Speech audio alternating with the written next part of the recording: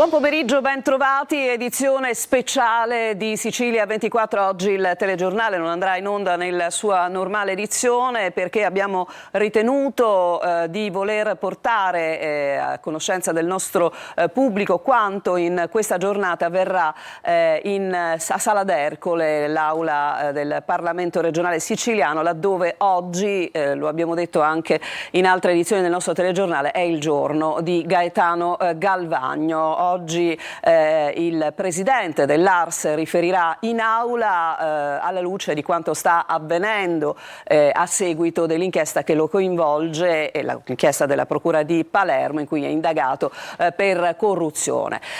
Lo facciamo certamente anche per dare contezza di quella che è una vicenda che potrebbe in qualche modo costituire un reale terremoto politico regionale. Per questo seguiremo in collegamento diretto dall'aula questo appuntamento che era stato in qualche modo legato a un orario, inizialmente le 15, poi le 14, quindi fra pochissimi istanti immaginiamo che il presidente dell'ARS potrà riferire appunto in aula anche per rispondere a tutta una serie di richieste che erano arrivate in primis da Antonello Cracolici, presidente della Commissione regionale antimafia, successivamente dal Movimento 5 Stelle. Certamente le opposizioni volevano sentirlo parlare proprio per cercare di sapere da lui quello che in qualche modo pensa di quella che è un'inchiesta per la quale al momento ci sono diversi nomi, ci sono altri indagati, ricordiamo l'assessore regionale al turismo Elvira Amata, ma certamente di questo e delle accuse pendenti in particolare ancora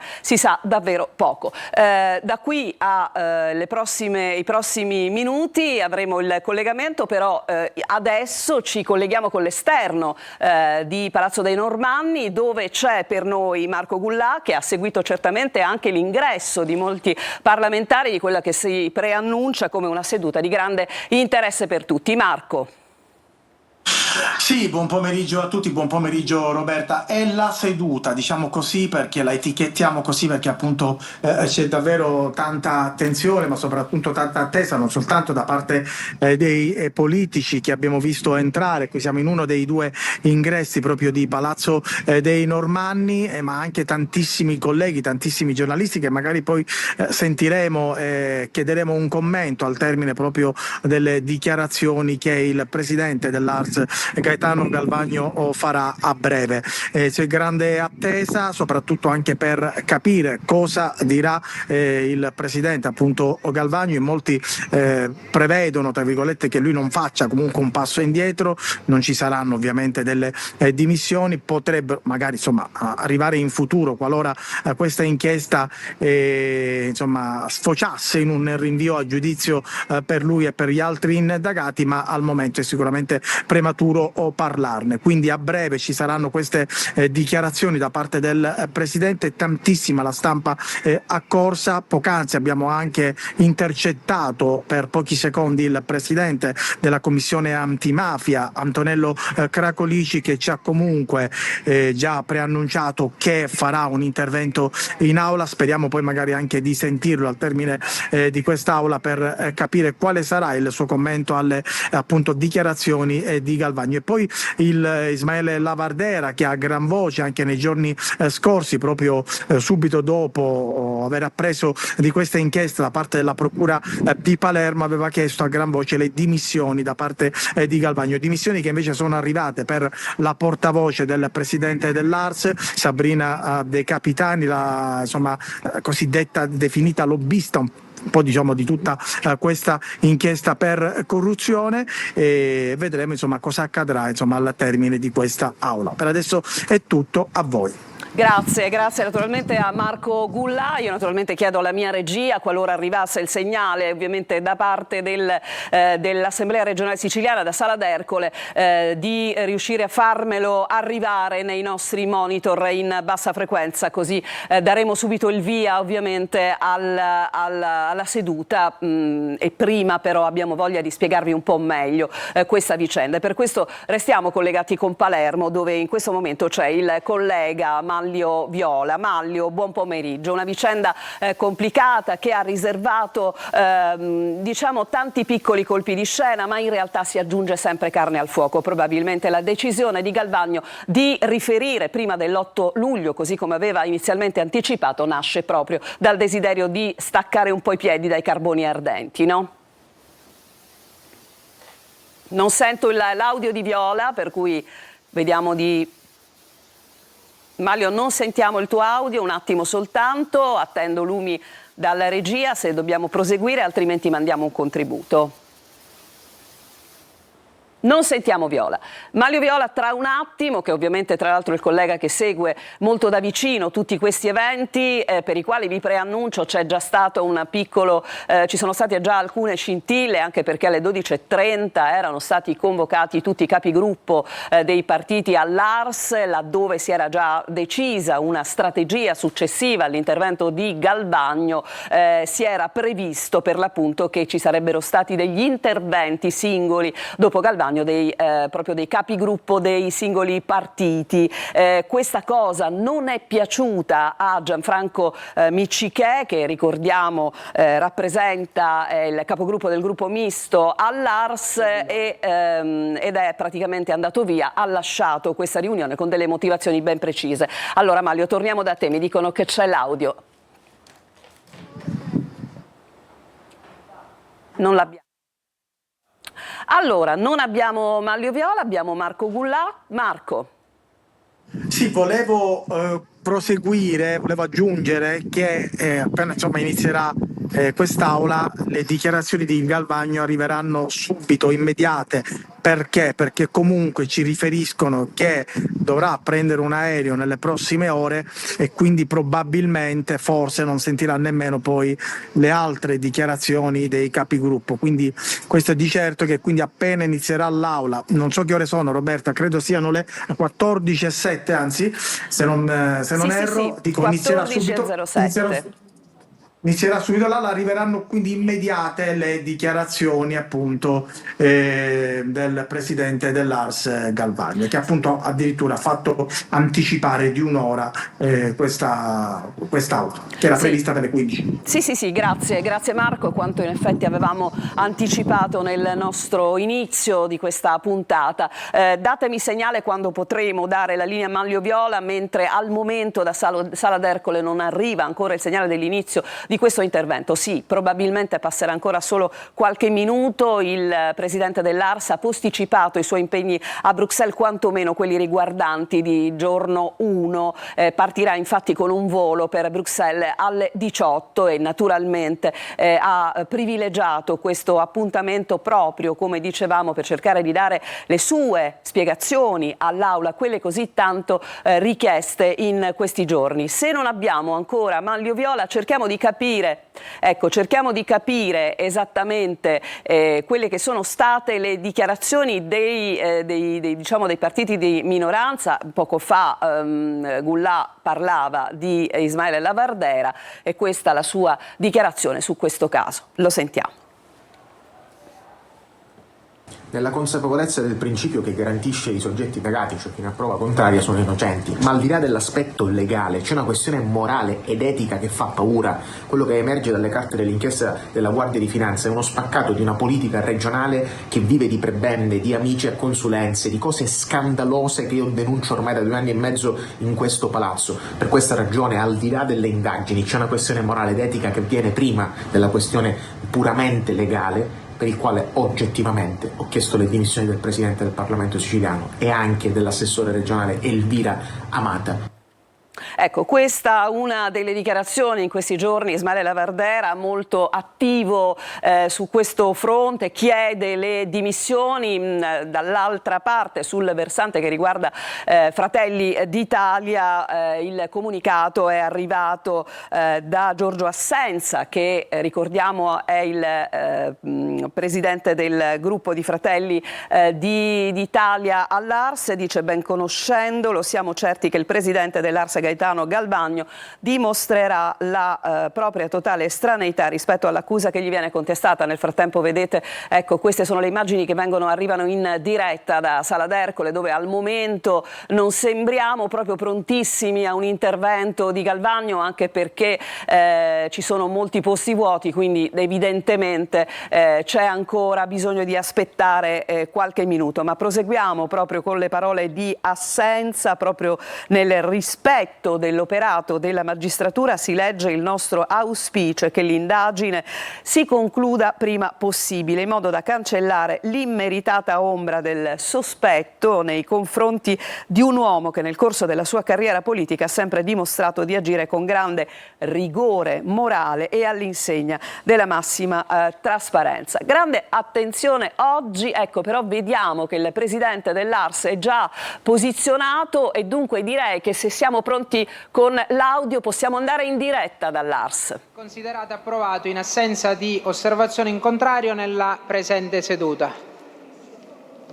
Comunico che l'onorevole Carta sarà in missione dal 4 al 5 luglio 2025. L'Assemblea ne prende atto. Avverto che le comunicazioni di rito di cui all'articolo 83 del regolamento interno dell'Assemblea saranno riportate nell'allegato A al resoconto dell'odierna seduta. Comunico che con nota protocollata numero 956 del 25 giugno 2025 l'Ufficio di Segreteria della Quinta Commissione Legislativa Permanente Cultura, Formazione e Lavoro ha comunicato che nella seduta numero 151 del 25 giugno 2025 si è svolta l'interrogazione numero 1757, ampliamento della base dei beneficiari del contributo a fondo perduto delle imprese turistiche, a firma dell'onorevole Varrica, il quale si è dichiarato soddisfatto della risposta fornita dall'assessore per il turismo, lo sport e lo spettacolo. Ci sono altre?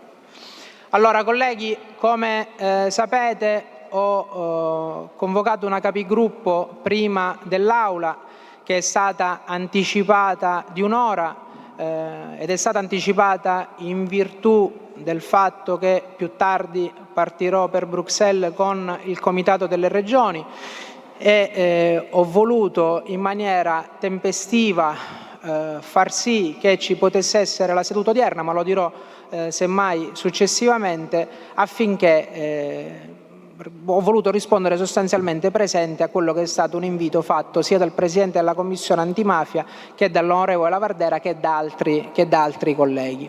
All'interno della capigruppo, in funzione di quelli che sono i limiti di quello che oggi potrò comunicare, ho chiesto ai capigruppo, che abbiamo sempre utilizzato come stella polare rispetto a delle decisioni importanti, di o limitarsi alla comunicazione o eventualmente io stesso, e credo che me ne daranno atto dopo i colleghi che interverranno, io stesso ho aperto ad un eventuale dibattito che apre agli interventi a tutti i capigruppo o delegati di ogni singolo gruppo parlamentare. Ho altresì detto che questa decisione non prevedesse la maggioranza dei capigruppo, che sarebbe stato anche sin troppo conveniente per il Presidente dell'Assemblea, che probabilmente potrebbe godere della maggioranza dei capigruppo all'interno della capigruppo stessa, ma anche se soltanto uno dei deputati presenti all'interno della capigruppo avesse deciso di voler aprire al dibattito.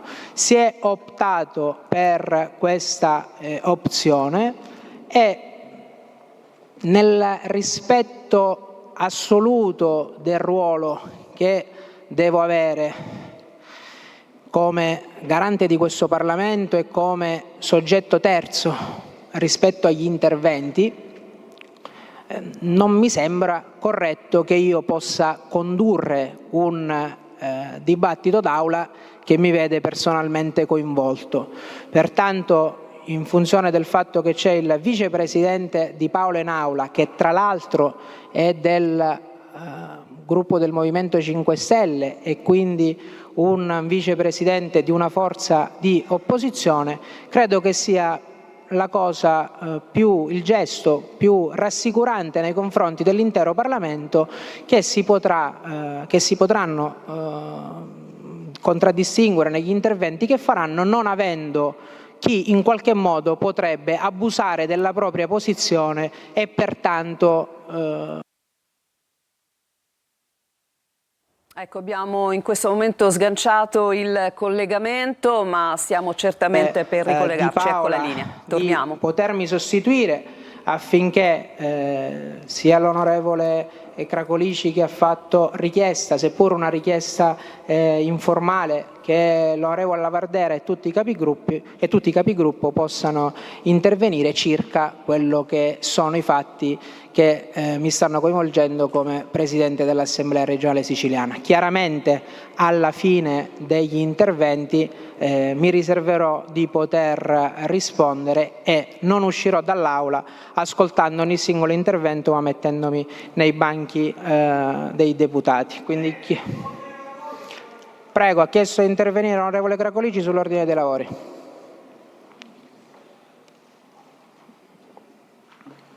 No, capisco che siamo tutti in una situazione quasi inedita, nel senso che è un dibattito che in realtà che non riguarda il Presidente dell'Assemblea, ma è stato chiesto che il Presidente dell'Assemblea desse comunicazioni, se lo riteneva opportuno, di questioni che in qualche modo di cui si parla sui giornali da una decina di giorni.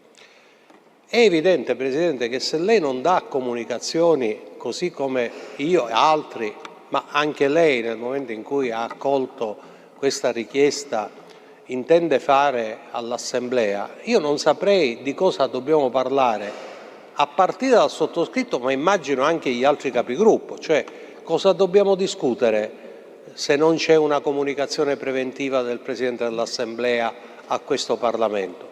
Attenzione, stiamo parlando di comunicazione, di un fatto che è pubblico e quindi io, tra l'altro, è inutile ricordare a me stesso che ritengo, come dire, più trasparente, piuttosto che discutere attraverso più o meno notizie centellinate giorno dopo giorno, che fermo restando che stiamo dinanzi a un'indagine giudiziaria, quindi nel rispetto anche della riservatezza sia dell'indagine sia delle attività proprie eventuali della difesa, qualora e quando sarà eventualmente, se dovesse essere chiesto il rinvio a giudizio, ma siamo ancora in una fase in cui fortunatamente non ci siamo ancora arrivati.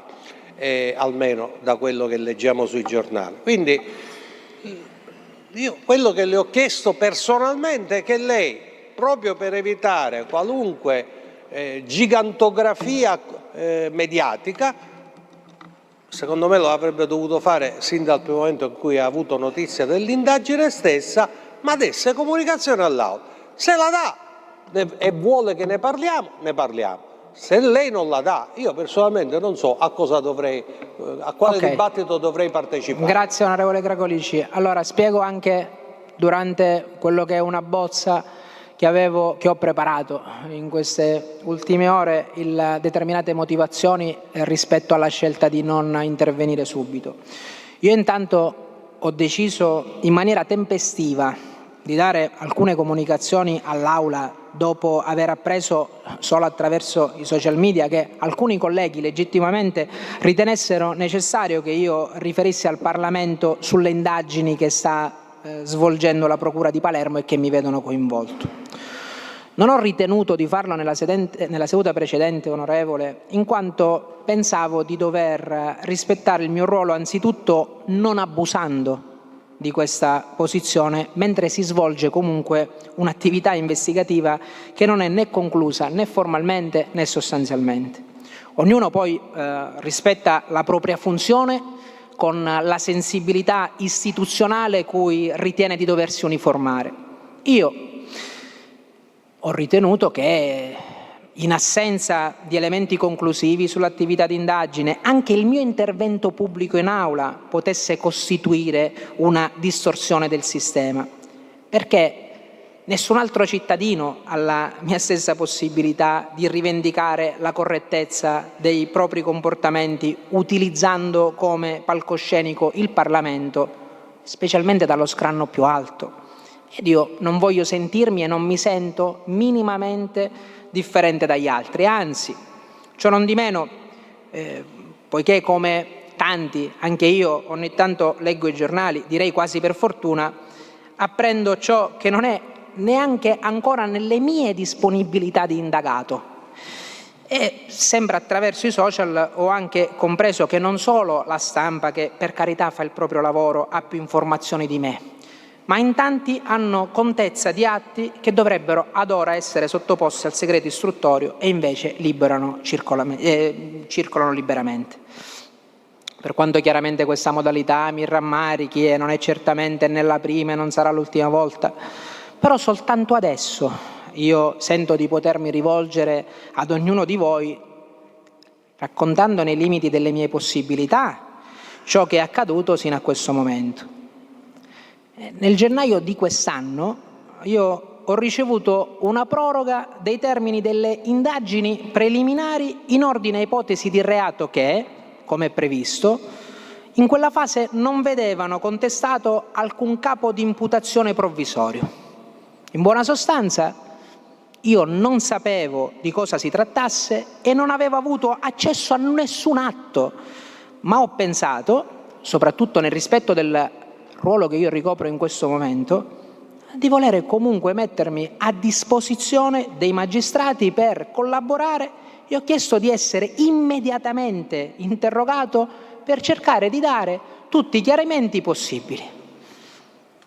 Io sinceramente non so al buio quanto l'avrebbero fatto, ma mi sentivo di fare quello che ho fatto. A questa mia richiesta è stato dato seguito il 24 maggio scorso con la notifica dell'invito e il 7 giugno sono stato ascoltato potendo evidenziare, sempre senza conoscere gli atti di indagine, la liceità e la legittimità dei miei comportamenti su tutto ciò che è stato richiesto di chiarire. Non mi sono sottratto ad alcuna domanda, neanche a quelle che non facevano parte del capo d'accusa. Come vi ho detto, non voglio avere più diritti di qualsiasi altro cittadino sottoposto a indagini e anzi sento di avere maggiori doveri. Insieme agli avvocati Ninni Reini e Antonio Lopresti che mi assistono e dai quali ho ricevuto consigli, conforto e sostegno, andrò serenamente avanti e senza esitazioni nella difesa tecnica della mia posizione. Ricordo che questo non è un tribunale e questa seduta non ritengo possa essere un processo, ma è semmai forse l'occasione per ribadire ancora una volta e con fermezza che la funzione del Presidente del Parlamento e del Parlamento stesso in questi 2 anni e mezzo non è mai stata messa a disposizione di un interesse personale perché è ispirata alla tutela del bene comune. Questo Parlamento ha approvato numerose leggi a contenuto finanziario che hanno il complessivo valore di oltre 13 miliardi di euro, grazie alle quali per 2 volte di fila, nell'assenza del ricorso all'esercizio provvisorio, si è garantita la crescita economica della nostra regione, il diritto delle imprese a interloquire con un'amministrazione capace di programmare i pagamenti, il diritto dei cittadini, anche i più fragili, a ricevere assistenza e sostegno. Siamo stati anche aperti al confronto anche quando si è trattato di capire cosa non andasse. Lo abbiamo fatto nell'ultima legge di bilancio escludendo interventi economici a beneficio di associazioni e limitandoli agli enti pubblici, i quali soggiacciono alle regole dell'evidenza pubblica per l'impiego delle risorse. Vi ricorderete, immagino, che ho proposto anche insieme ad altri colleghi nella redazione del maxiemendamento di fare in modo, per garantire la massima trasparenza, che ciascun intervento fosse accompagnato dalla sottoscrizione del deputato proponente. Ho dato l'esempio delle leggi a contenuto economico e finanziario, ma lo stesso principio così potrebbe valere per ogni norma. Potenzialmente ogni scelta parlamentare potrebbe determinare dei beneficiari, ma ciascun parlamentare, ritengo, che abbia diritto e dovere di rispondere ad interessi diffusi, senza mai creare situazioni di conflitto o vantaggi personali. Sull'indagine, onorevole, a parte quanto già detto e le dimissioni pervenute dalla mia portavoce, a cui auguro di poter dimostrare di aver agito sempre all'interno dei confini della legalità, io non posso aggiungere altro, ma esclusivamente per il mio doveroso rispetto verso gli uffici giudiziari che stanno proseguendo la loro attività. E preciso anche che la seduta odierna sia abbastanza irrituale, priva di qualsiasi formale richiesta di inserimento del punto all'ordine del giorno, ma fortemente voluta anche da me per cercare di mettermi quanto più a nudo possibile nei confronti dei colleghi parlamentari. E non solo mi sono sottratto a questa richiesta, ma se mi consentite, rispetto anche alla capigruppo che abbiamo appena fatto, ho proposto e deciso di trasformarla in un dibattito aperto, cioè non limitarmi a una semplice comunicazione, affinché nessuno si sentisse privato della possibilità di poter dire la propria. Io ho grande rispetto del Parlamento, che è sintesi del principio democratico e del principio di rappresentatività. E ho letto, perché non ho potuto ancora ascoltare, ma ho letto moltissime dichiarazioni sia da una parte che dall'altra. Non credo di essere una persona che possa essere attaccata alla poltrona e prendo atto di chi comunque c'è che mi chiede di fare un passo indietro e c'è chi mi chiede di fare 2 passi in avanti. Però rifletto, e se domani decidessi, perché ricordo che non esiste una mozione di sfiducia al Presidente dell'Assemblea, ma se domani decidessi di dare seguito a questa richiesta, finirei per affermare un principio, a mio parere chiaramente, abbastanza discutibile, che un messaggio veicolato tramite canali digitali possa avere più peso della nostra Costituzione. Io rispetto il pensiero di tutti, ricordo però e sottolineo che stiamo parlando di una indagine che ancora non è conclusa e che in ogni caso semmai dovrà passare da 1 o più gradi di giudizio. Io non credo che si possano invocare le leggi secondo determinate convenienze del momento. E concludo, colleghi, semmai riservandomi di intervenire qualora ci dovessero essere degli interventi e non fosse bastevole quanto finora ho detto, ribadisco nei limiti delle mie possibilità e nel rispetto di coloro i quali ancora oggi stanno indagando e non so neanche se potrebbero avere una visione di provocazione rispetto a questa disponibilità che io ho dato all'Aula. Quindi io sto molto prudente rispetto a qualsiasi genere di atteggiamento oggi io personalmente devo avere all'interno di questo Parlamento. Io dico che non credo che possa esistere il rispetto di una istituzione senza il rispetto della nostra Costituzione, che conosce i diritti ed i doveri di ogni cittadino e di chiunque svolga una funzione pubblica. Io a quei principi mi richiamo, rivendicando sia i doveri del ruolo, sia i diritti di ogni cittadino, non sottraendomi mai al confronto e certamente alle eventuali responsabilità. Questo è quello che io posso dire ai miei colleghi.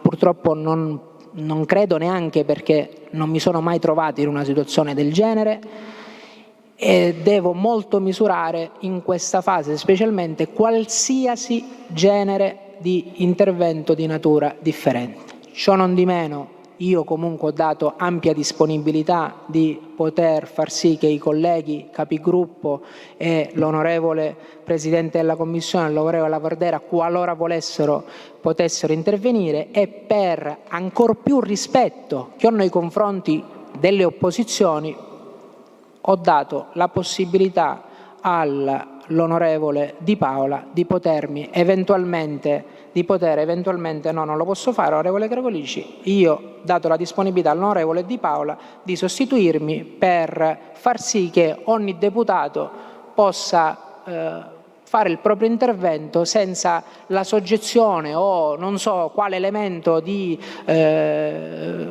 distorsivo ci possa essere qualora fossi io a presiedere. Quindi se ci sono interventi chiedo che si iscrivano i colleghi ad intervenire. Ha chiesto di intervenire lei, le chiedo di aspettare un minuto, il tempo che l'onorevole Di Paola raggiunga i banchi della Presidenza.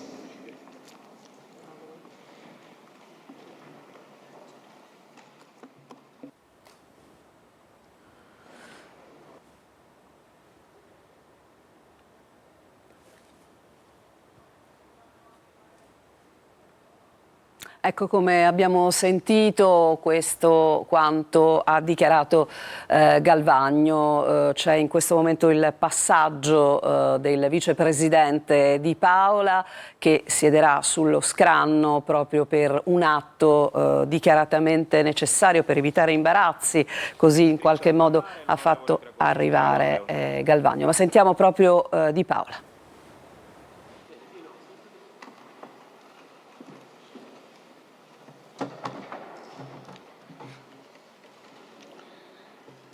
Io mi rivolgo al Presidente vero rispetto all'attuale sostituto e dico subito che capisco e ha la mia umana comprensione l'imbarazzo di una situazione, come avevo annunciato poc'anzi, assolutamente inedita, almeno a mia memoria, per il Parlamento, di fare un dibattito su una questione che attiene al Presidente dell'Assemblea o almeno che sembrerebbe attenere al Presidente dell'Assemblea, diciamo, col Presidente che si alza dal podio per sedersi tra i banchi del Parlamento. Non lo so, è giusto o non giusto, poco importa, l'ha fatto. Mi pare che è più importante andare al merito della questione. Non perché io voglia parlare di questioni che, così come ha detto di non conoscere il Presidente dell'Assemblea, figuratevi chi sta parlando, cioè nel senso che le cose di cui parliamo sono le cose che abbiamo letto diciamo, sui giornali, per la verità non in tutti i giornali siciliani, perché alcuni giornali praticamente fino a ieri non hanno mai dato notizia di quello che stava succedendo, non all'onorevole Galvagno.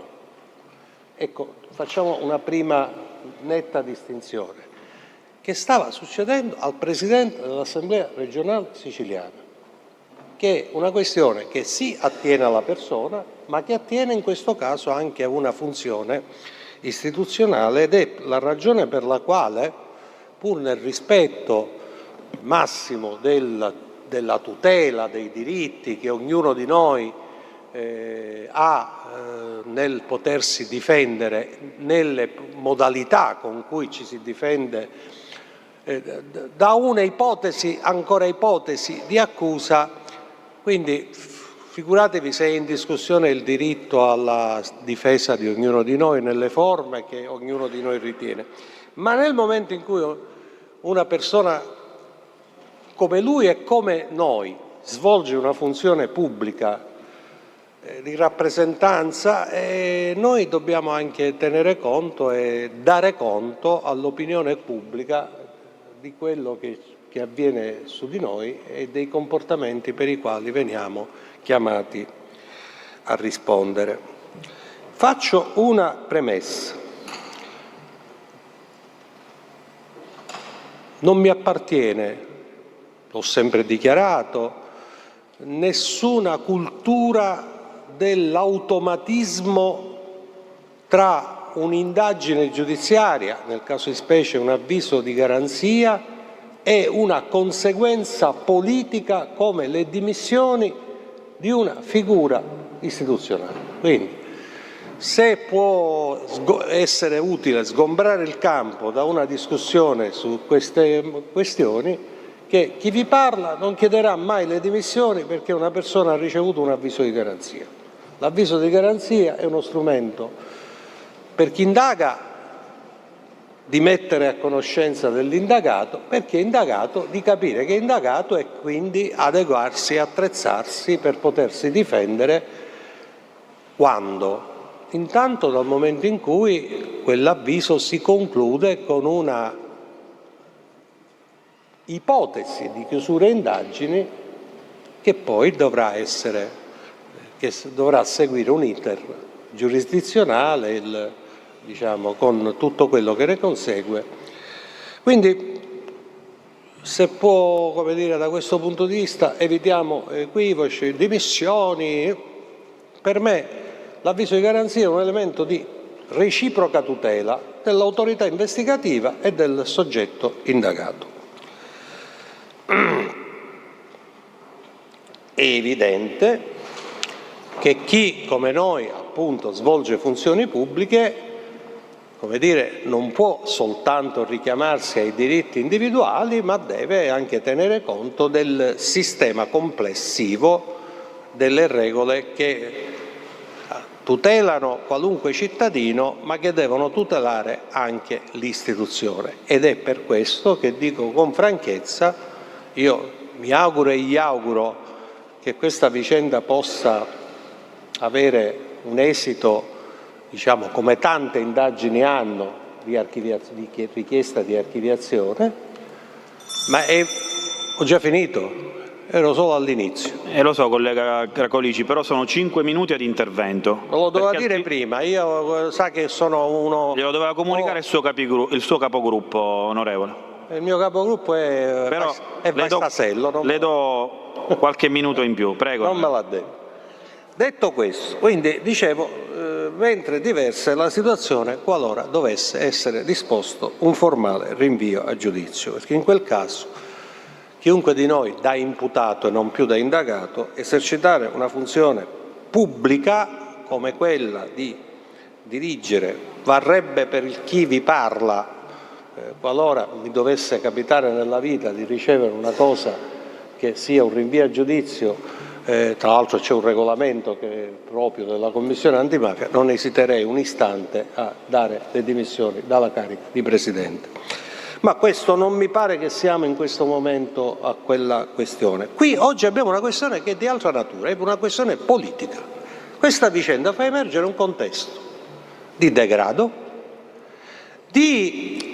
come dire, al di là delle responsabilità eventuali penali che attengono alle persone. Di degrado in che senso? Se siamo in un contesto in cui anche ripeto, tutto da provare, gli eventuali collaboratori di un presidente, di un assessore, diciamo del sistema politico, usiamo questa espressione, possano ritenersi addirittura al di sopra della legge, con sistemi di scambio e in alcuni casi di vera e propria attività corruttiva, la politica deve interrogarsi, non è che si può girare la faccia, non è che può dire non è successo nulla, perché questa vicenda è paradigmatica di un contesto nel quale probabilmente tutti noi abbiamo bisogno di alzare il livello di responsabilità e di rigore. Qui il tema non sono le leggi che fa il Parlamento. Presidente, su questo saprà, io sono uno di quelli che rivendico il principio che ogni parlamentare e questo Parlamento rappresenta interessi della Sicilia, rappresenta categorie sociali, rappresenta, come dire, blocchi di una società complessa come quella siciliana, e il Parlamento è il luogo della rappresentanza e la rappresentanza deve esprimersi anche con l'attività legislativa a supporto di quelle categorie che noi tutti riteniamo di rappresentare. Quindi non è che qualcuno voglia far passare l'idea che il Parlamento sia un luogo criminogeno, per cui si fanno le leggi con la finalità criminale. Questo è inaccettabile ed è un insulto alla funzione propria di un Parlamento. Qui è in discussione però un'altra cosa. Se qualcuno ha tradendo le funzioni e le ragioni per le quali la democrazia funziona, può pensare di utilizzare singoli provvedimenti o attività più o meno di natura amministrativa o legislativa per averne un tornaconto personale di tipo monetario o un beneficio, così come prevede il codice, di qualunque utilità. Presidente, vado a concludere. Ecco, se siamo oltre i minuti. Se questa è la questione di cui stiamo oggi parlando, dobbiamo sì interrogarci. Ripeto, non è in discussione la funzione del Presidente dell'Assemblea in quanto tale, ma è in discussione cosa è la politica. E se in Sicilia sta emergendo purtroppo da più tempo, Presidente della Regione, lei non può continuarsi a nascondere dietro a un dato che è diventato Presidente, un dato strutturale.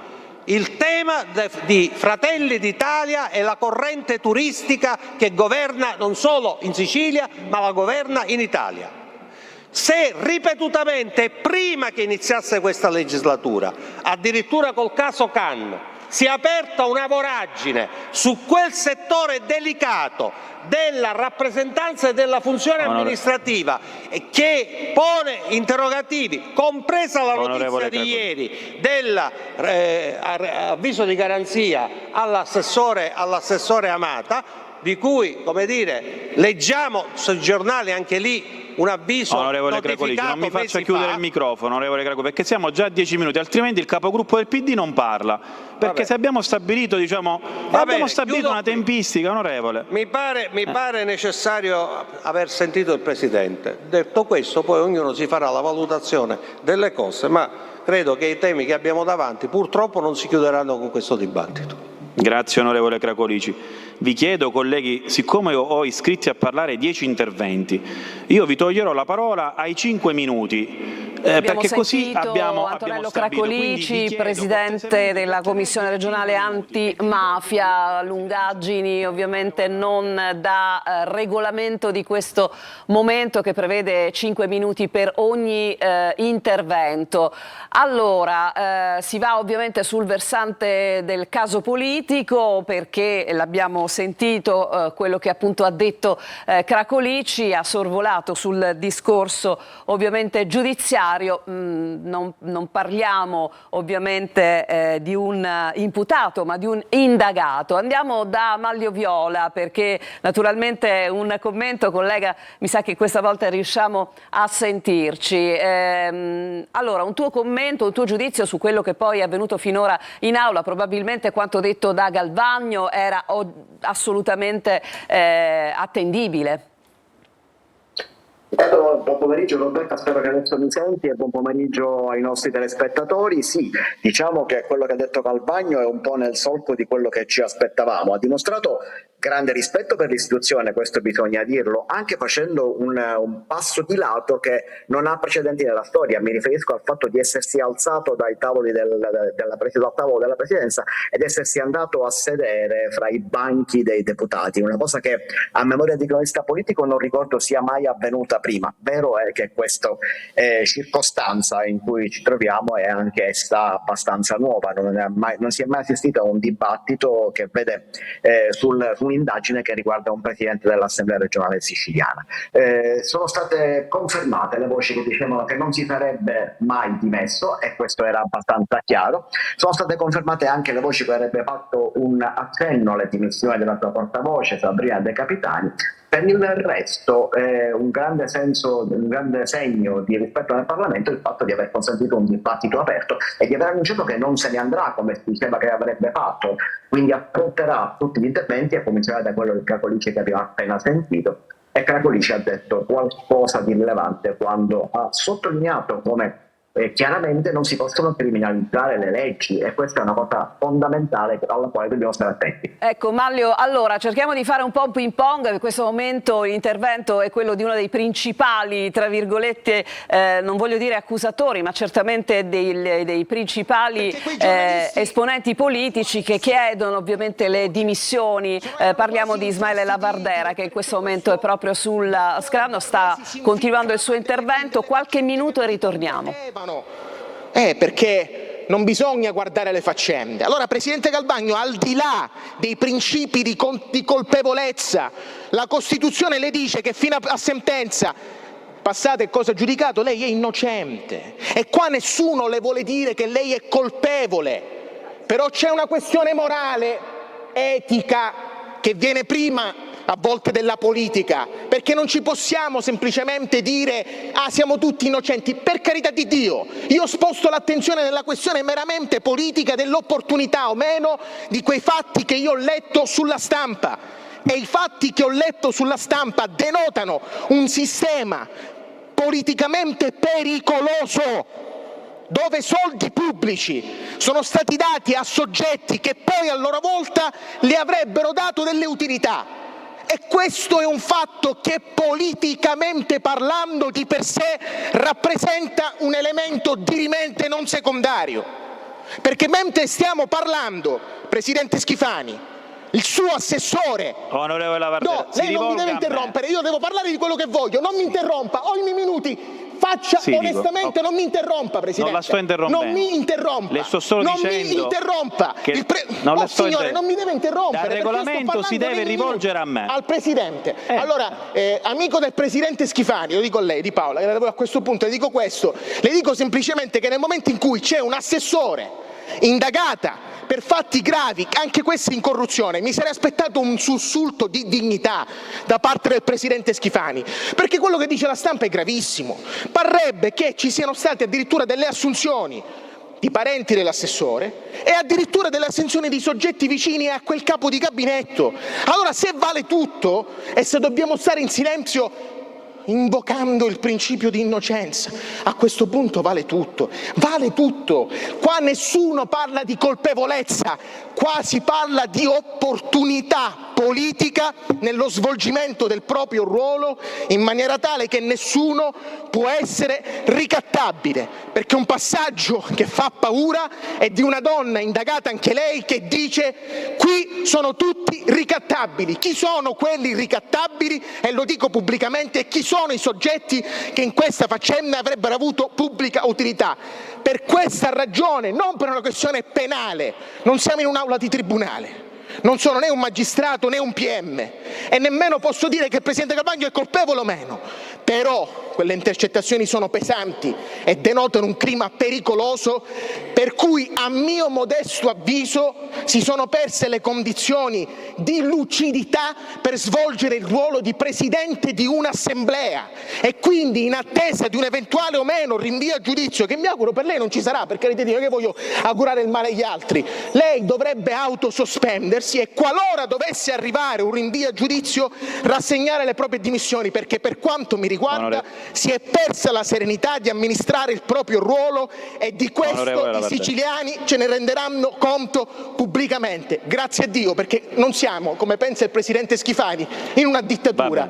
Ognuno di noi risponderà pubblicamente in quello che succederà, e mi auguro che il Presidente Schifani chieda le dimissioni dell'assessore Amata, perché i fatti contestati ad oggi sono inopportuni. Grazie. Onorevole Lavardera. Si è iscritto a parlare l'onorevole Lombardo Geremia. Ecco, sta per entrare a parlare l'onorevole Geremia, ma intanto andiamo nuovamente al breve commento. Dicevo, ecco, non abbiamo Manlio Viola, però certamente, insomma, come dicevo poc'anzi, uno dei principali sostenitori dell'esigenza di fare il famoso passo indietro che è stato richiesto. Torniamo all'Ars. Inizio legislatura, che una seduta d'aula fosse dedicata a un dibattito su una vicenda che vede coinvolto quello che è il massimo livello della rappresentanza parlamentare siciliana. Quindi è fortemente meritevole l'iniziativa voluta dal Presidente Galbagno di riferire all'Aula sulla vicenda che lo vede coinvolto, dando prova di una grande sensibilità istituzionale, così come apprezzabile, come ha detto lui nel suo intervento, la prudenza rispetto appunto a un'indagine che ancora non si è chiusa e su cui, come dire, si alimentano sospetti non indifferenti, perché vedete, io credo che lo stillicidio mediatico che lo ha interessato in questi giorni e che ormai si registra da settimane è qualcosa che non ha precedenti o ha pochissimi precedenti, ne sappiamo qualcosa noi in questa regione. Una pressione mediatica che ha superato, a nostro avviso, quelli che sono i confini della libera informazione e per la tutela del diritto alla difesa dell'indagato in questo caso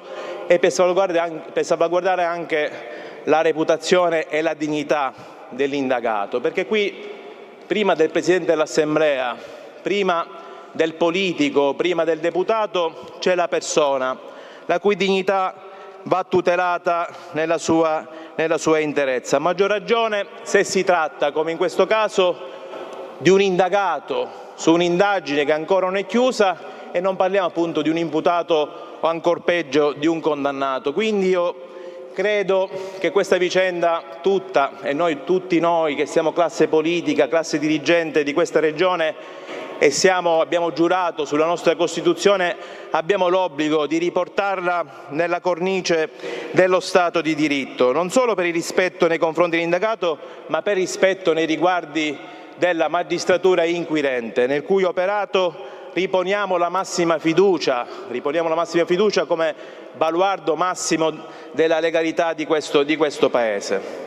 Il Presidente ha detto nel suo discorso introduttivo che qualcuno gli ha chiesto un passo indietro, qualcuno gli ha chiesto 2 passi in avanti. Noi, Presidente Galvagno, siamo tra coloro che chiediamo, e non siamo certamente i pochi, 2 passi in avanti per incoraggiarla ad andare avanti su questa strada, perché tutti noi molto spesso ci richiamiamo alla Costituzione e il richiamo alla Costituzione non può essere a convenienza, non esiste sulla Costituzione una valutazione a 2 pesi e a 2 misure, c'è la presunzione di innocenza comunque all'esito ovviamente delle indagini, qualora ci fosse un rinvio a giudizio, che è un baluardo del nostro Stato di diritto e rispetto a cui dobbiamo richiamarci tutti. Quindi noi lo invitiamo ad andare avanti e a continuare questo ruolo col grande senso di responsabilità che lo ha caratterizzato in questa prima metà della legislatura, il quale Presidente ha dato prova di grande equilibrio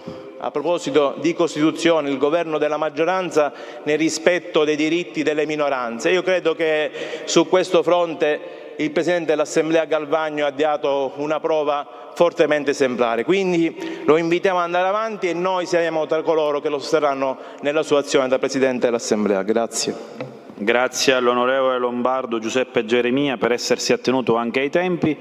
È iscritto a parlare l'onorevole De Luca Antonino. Prego, onorevole.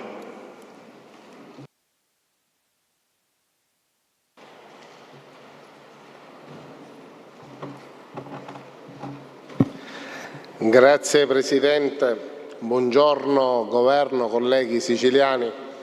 Io Presidente non posso nascondere il disagio che ho vissuto in questi giorni nel leggere i giornali, perché per quella che è la mia esperienza in quest'Aula non riconoscevo il politico che ho conosciuto qui in Assemblea con la descrizione che viene sui giornali. Ora io non so se in questa inchiesta ci sono ancora delle contestazioni che dovranno essere consacrate in quello che poi sarà l'atto conclusivo delle indagini, che ovviamente si concluderà o con una richiesta di archiviazione o con un rinvio a giudizio. Dico, delle due l'una, la terza strada non c'è.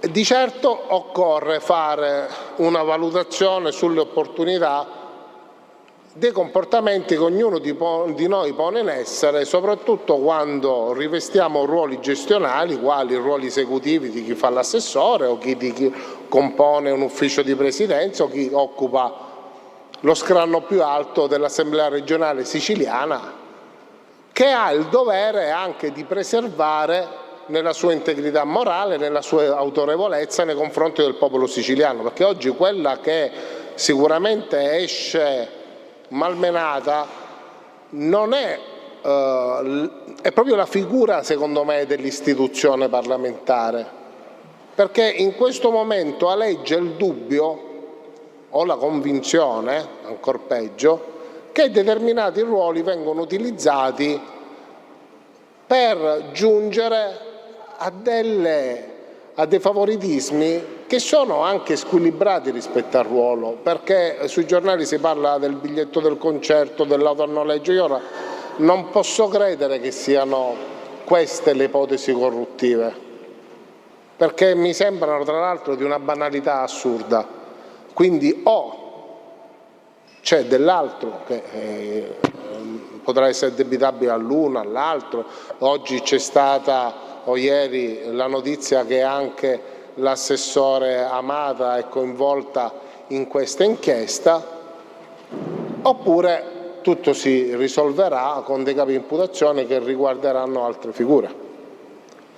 Allora io credo che, dovendo quest'Aula lavorare a dei disegni di legge e alle prossime variazioni di bilancio, comunque vada fatto con serenità, che si debbano affrontare questi appuntamenti con la serenità che è dovuta a un'Aula parlamentare, e quindi io non voglio fare giri di parole particolari, e quindi io dico al collega Galvagno che da questo punto di vista lui una riflessione comunque la deve fare sulle prossime settimane, su come, se affrontare o meno nel ruolo di Presidente. Non sto parlando di dimissioni, sia chiaro, questo momento non credo che il regolamento preveda l'istituto della sospensione, che è stato aleggiato, a meno che non avete aggiunto un articolo questa notte di cui non mi sono accorto.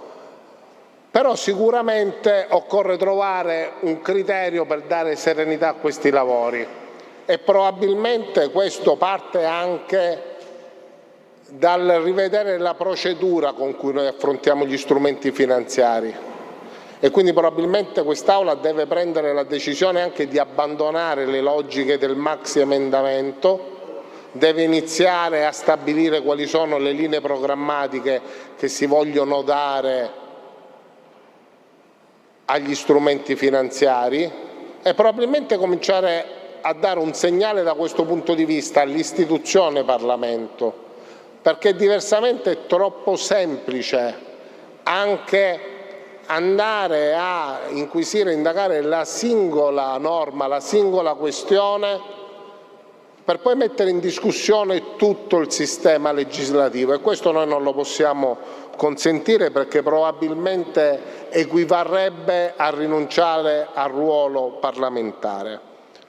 Poi ci sono le valutazioni di opportunità, Presidente Di Paola, perché io come Movimento 5 Stelle, anche come capigruppo del Movimento 5 Stelle, sono da 2 anni e mezzo che chiedo la convocazione di un'Aula per trattare la questione Sisili, per trattare la questione Can, perché avrei voluto discutere con il Presidente Schifani e con l'assessore Amata di quelle che sono state delle vicende che comunque hanno già avuto l'attenzione della cronaca, della Corte dei Conti e della cronaca giudiziaria anche nazionale. Mi trattengo ancora un minuto, Presidente. Vada a conclusione, onorevole. Però di certo delle inopportunità sono ravvisabili, allora probabilmente un cambio di rotta immediato è richiesto, perché l'unica differenza vera che c'è tra noi e i cittadini che non siedono in questo Parlamento non è di fronte alla magistratura, ma è nel rapporto con l'elettorato. Noi abbiamo il dovere di rendere conto e di mostrarci più sereni possibili, perché se i cittadini non hanno fiducia in noi, non possono avere fiducia nella politica e nelle istituzioni. Grazie. Grazie onorevole De Luca. Ha chiesto di intervenire l'onorevole Miccichè. Prego, onorevole.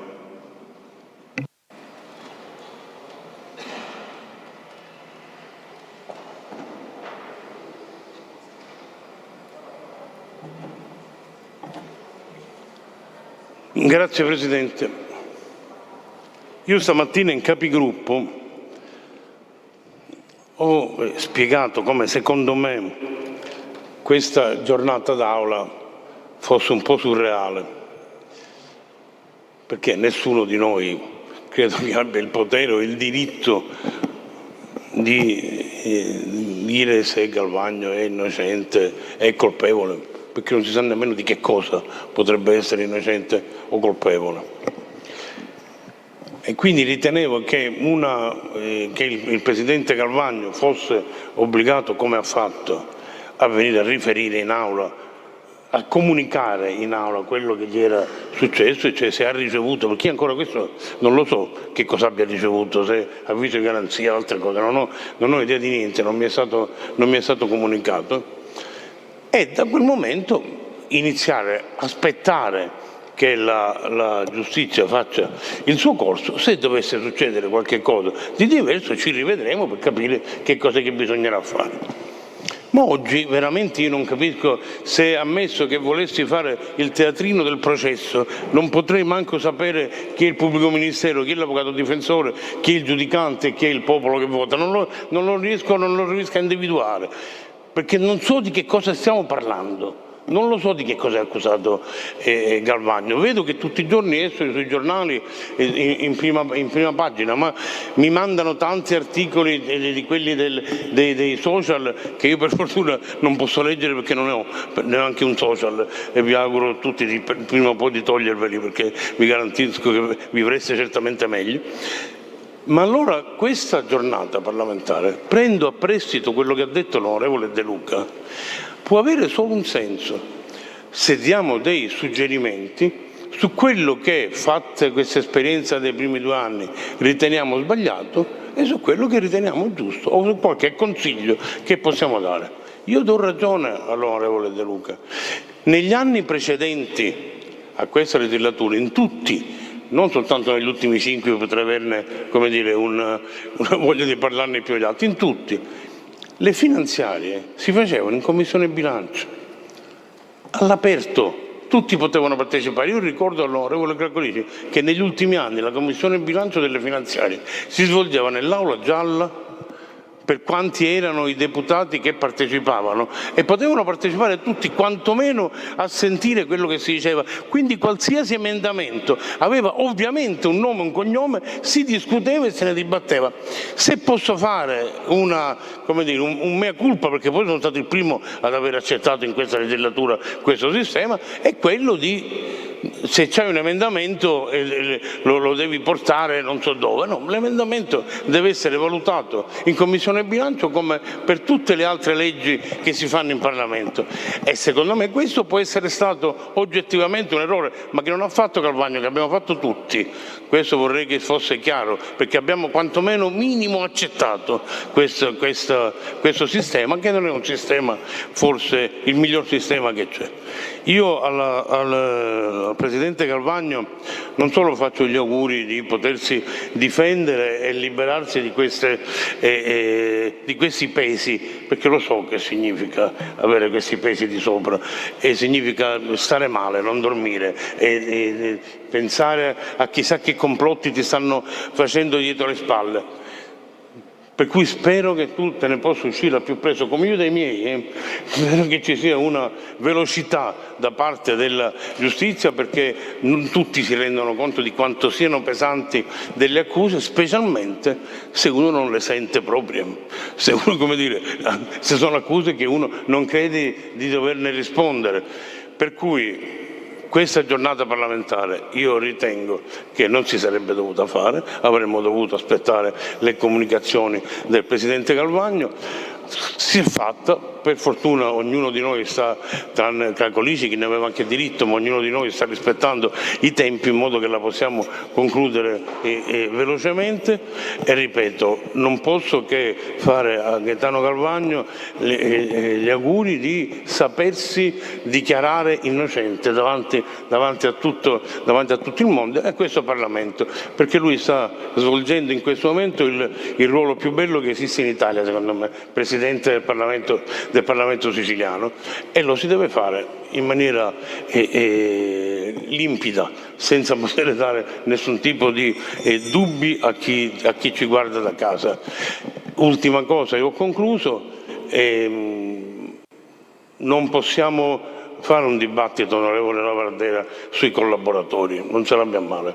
Io qua già io dubito se lo possiamo fare su Galvagno, si figuri se ci mettiamo a fare un dibattito parlamentare sui collaboratori. Ognuno risponde di se stesso, se poi c'è un collaboratore che è disonesto se ne andrà in galera o il suo assessore lo butterà fuori, ma certo non può essere oggetto di dibattito d'Aula, pure quello che hanno fatto collaboratori o amici di collaboratori dei nostri assessori. Grazie. Grazie onorevole Miccichè. Ha chiesto di intervenire, è iscritto a parlare l'onorevole Catanzaro. Prego onorevole.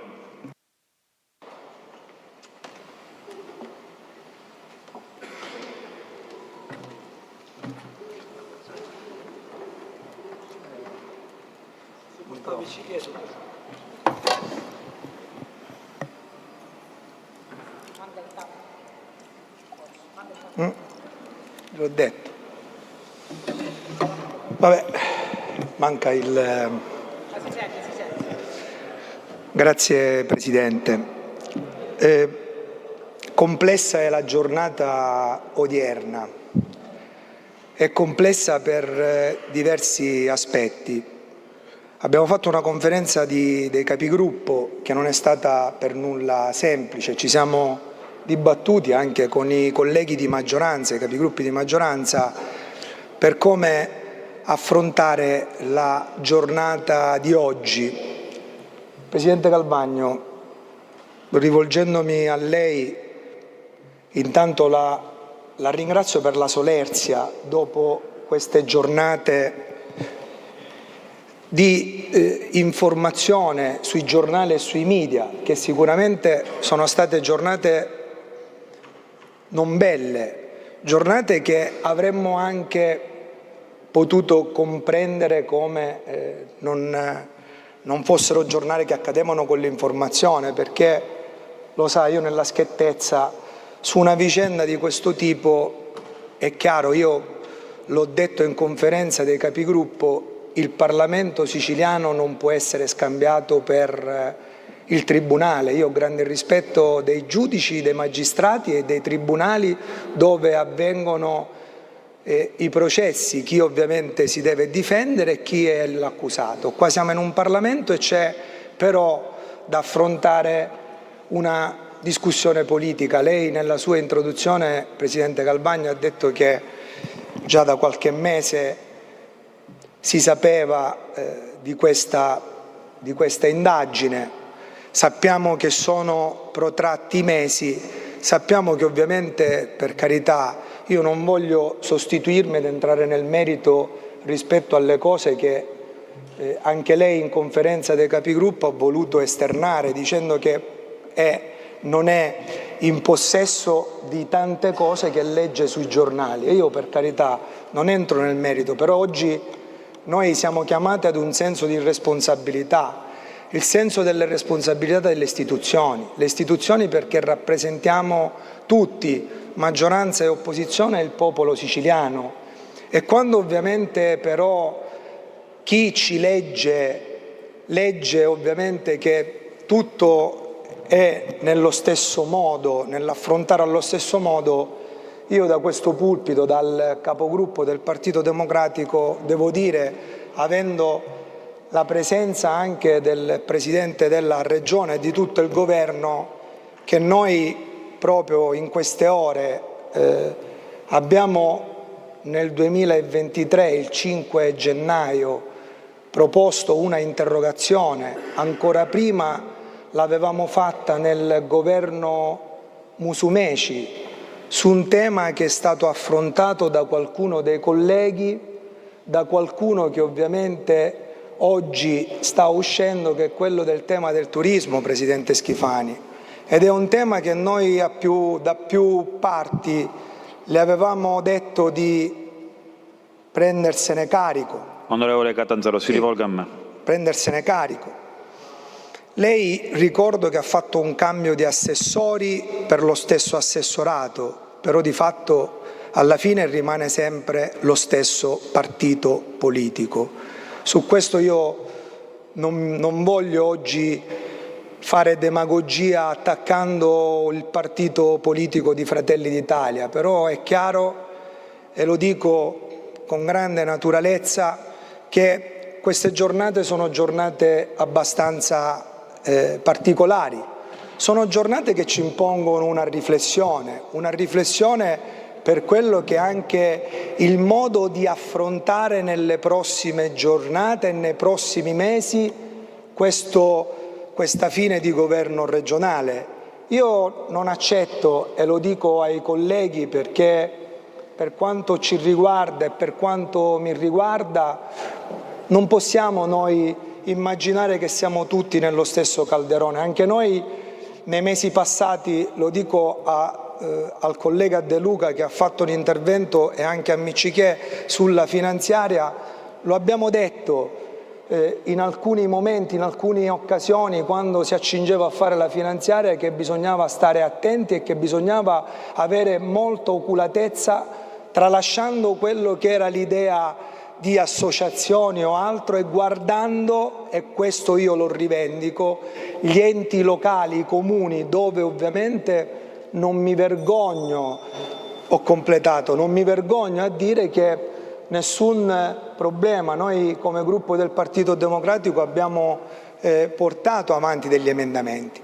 Però la giornata di oggi è una giornata importante, una giornata che ci deve consentire di fare questo dibattito d'aula, dobbiamo capire le prossime giornate come saranno, è chiaro che non possiamo emettere noi giudizi fino a quando non sappiamo quello che avviene. Però è ovvio che come Parlamento e come deputati tutti di questo Parlamento dobbiamo anche dare una risposta a quello che sono ogni giorno gli articoli che vedono e che ci vedono tutti dentro i giornali. Grazie onorevole Catanzaro. Ha chiesto di intervenire l'onorevole Pace. Prego onorevole.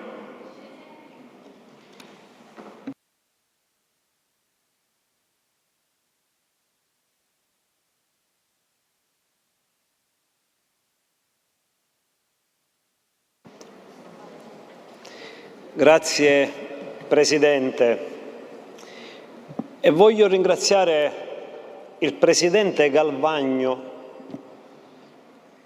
perché avevo comunicato anche nella chat, quando aveva espresso il desiderio di riferire in aula in così poco tempo, l'ho detto pubblicamente, probabilmente il suggerimento era quello di soprassedere e aspettare un po' meglio gli eventi. E lo devo altresì ringraziare perché poco fa nella riunione dei capigruppo, non so se l'hanno detto i miei colleghi, il Presidente Galvagno poteva decidere di riferire in aula, così come gli era stato chiesto anche informalmente da alcuni colleghi, e di non aprire il dibattito,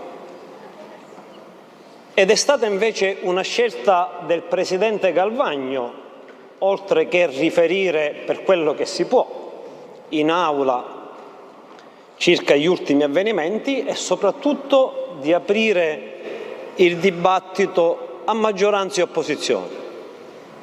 E questo che credo non sia assolutamente un atto di incoscienza, ma è l'ennesimo atto di rispetto nei confronti di tutto il Parlamento. Perché io sono testimone che dall'inizio del mandato del Presidente Galvagno l'Ufficio di Presidenza ha sempre, compreso nelle manovre finanziarie, aver avuto un occhio di riguardo più per le opposizioni che per la maggioranza, e quindi davvero da ruolo super partes.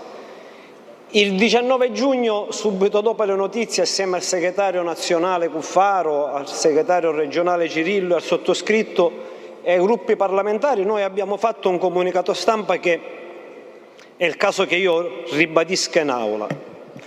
E dicevamo: integrità, trasparenza amministrativa e sensibilità istituzionale sono i capisaldi che sin dalla sua elezione alla presidenza dell'Assemblea regionale siciliana hanno ispirato e caratterizzato l'iniziativa politica e l'azione pubblica del Presidente Galvagno, il quale, siamo sicuri, riuscirà a chiarire ogni aspetto relativo ai fatti oggetto di indagine, allontanando in modo netto e inequivocabile ombre inappropriate sulla sua condotta di uomo politico.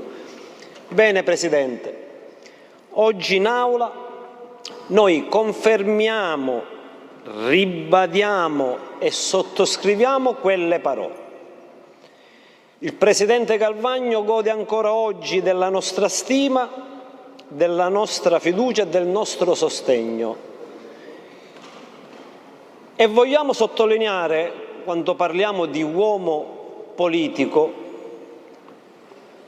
che l'uomo, e oggi lo ha dimostrato ancora una volta il Presidente Galvagno, viene prima del politico.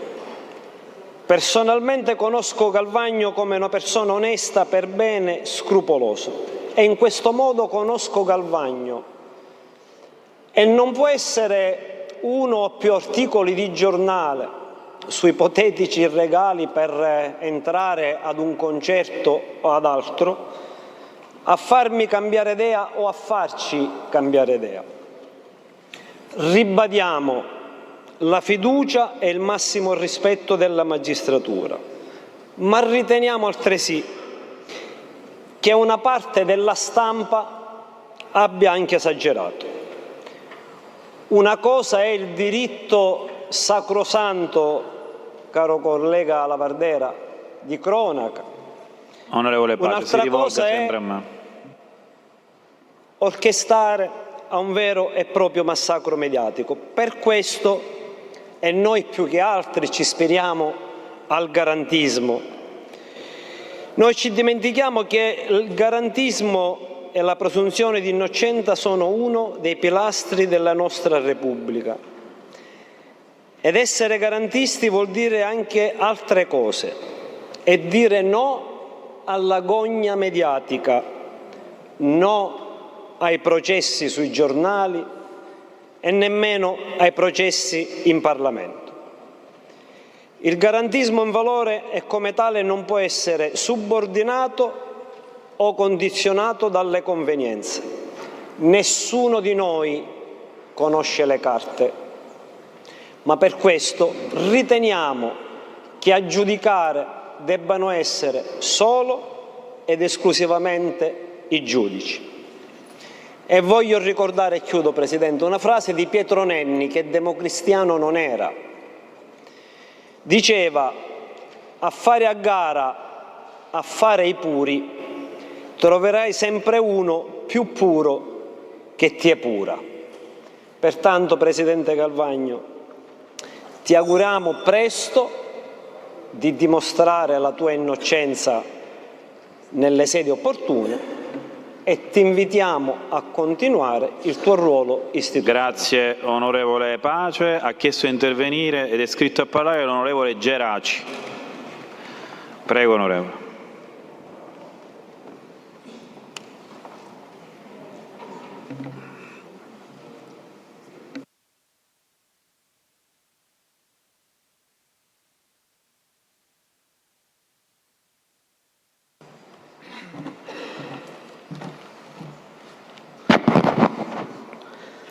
Signor Presidente, colleghi consiglieri, Onorevole Geraci. Sono tra l'altro pure sindaco, ogni tanto faccio questa. Sicuramente ci troviamo di fronte, per quanto ci riguarda, ad una seduta surreale, come altri colleghi hanno già detto. In questa vicenda non ci sono molte parole da aggiungere rispetto a quelle già dette. Ritengo che l'unica cosa importante è che la richiesta di convocazione appare del tutto irrituale, poiché certamente non si può discutere in questo Parlamento in ordine alla sussistenza o meno di presunti reati ipotizzati in un procedimento penale i cui atti sono riservati. Pertanto, in considerazione che il nostro ordinamento giuridico vige il principio costituzionale della presunzione di innocenza, articolo 22, comma 2 della Costituzione, oltre che del diritto di difesa, articolo 24 della Costituzione, e del giusto processo innanzi ad un giudice terzo ed imparziale, articolo 111 della Costituzione, e che tali diritti, essendo inviolabili, potrebbero essere lesi se trattati in una sede diversa da quella competente. Pertanto noi come Gruppo Lega non riteniamo opportuno entrare nel merito delle notizie apprese dai giornali. Siamo vicini umanamente al nostro Presidente Galvagno e ribadiamo la fiducia nell'operato della magistratura. Grazie. Grazie onorevole Geraci. È iscritto a parlare l'onorevole Cateno De Luca. Prego onorevole.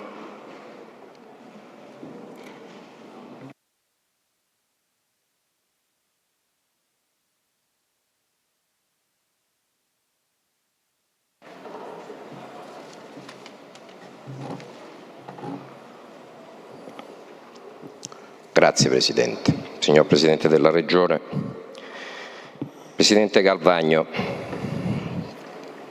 lei ha il diritto di rimanere in silenzio.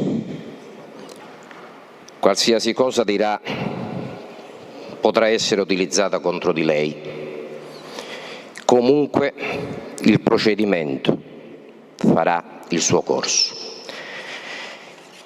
Noi ancora siamo in una situazione nella quale l'avviso di conclusione delle indagini non risulta essere notificato, quindi è ovvio che lei non ha la disponibilità delle carte che lo riguardano, a differenza di come erroneamente è stato indicato da qualcuno. Veda, io stanotte non ho dormito perché ho dovuto così guardare qualche titolo di giornale proprio in vista di questa sua decisione. E non ho dormito perché ho rivissuto il mio calvario giudiziario, che è durato ben 14 anni. Mi è venuto in mente come mio figlio ha scoperto del mio primo arresto. Mi sono tornate in mente tutte le pietre che mi sono state scagliate dai leader dei partiti politici e mi è venuto in mente il processo che ho subito io e la mia famiglia, i titoli e anche quelle che sono spesso carte che non erano nella mia disponibilità ma erano pubblicate sui giornali.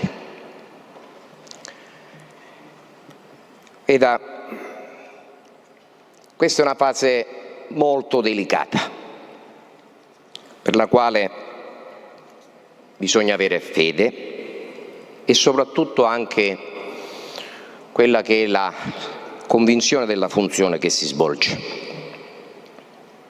Quando sono stato assolto mi sono stati riservati dei necrologi nei giornali, in un piccolo spazio. Io mi permetto di dirle che lei oggi non deve dare conto a questo Parlamento per un motivo molto semplice e lo ha detto bene nel suo intervento.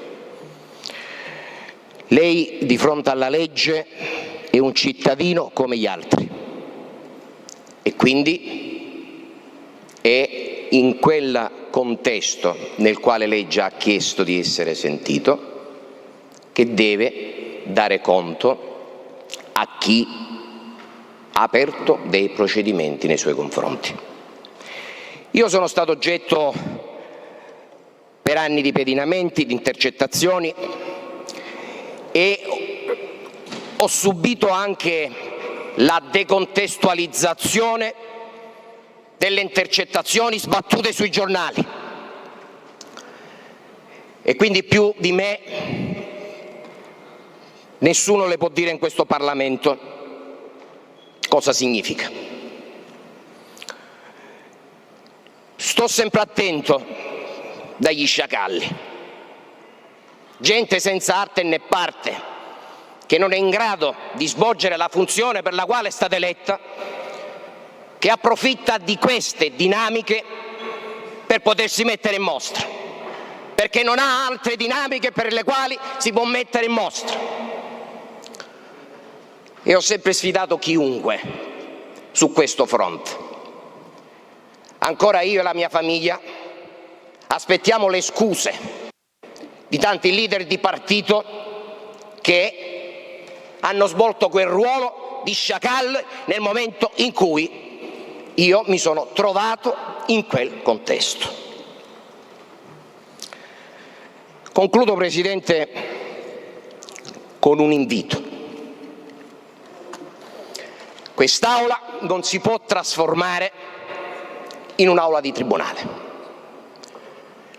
e il dibattito politico e il confronto che riguarda la nostra funzione non può essere avvelenata da questi atteggiamenti che minano la democrazia.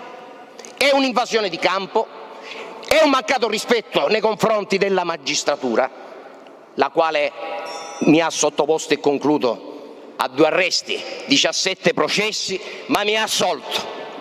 Quindi vuol dire, Presidente Galvagno, che comunque alla fine la giustizia giusta arriva, ma ci vuole tempo, ci vuole pazienza e io mi permetto di dirle umanamente, la terrò presente nelle mie preghiere, perché questi sono i momenti nei quali l'uomo e la sua famiglia comunque ha la necessità di avere fede nel buon Dio e nella vera giustizia. Grazie. Grazie. Grazie onorevole De Luca. È iscritto a parlare l'onorevole Pellegrino. Prego, onorevole.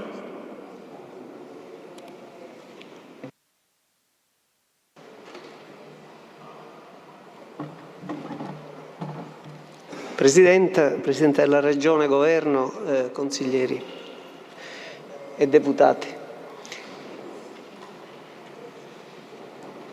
Si sa, conoscono bene i miei colleghi, soprattutto e anche chi ha partecipato alla Capigruppo, del mio risentimento rispetto a questo momento, perché, come dicevano altri miei colleghi, quest'Aula non può essere un'aula di giustizia, non si comprende il motivo del dibattito, sarebbe bastato la mera comunicazione e ognuno avrebbe fatto le proprie riflessioni e le proprie considerazioni, al di là di quelle che sono le influenze, di quelle che sono gli eventuali propositi dal punto di vista politico e solo politico.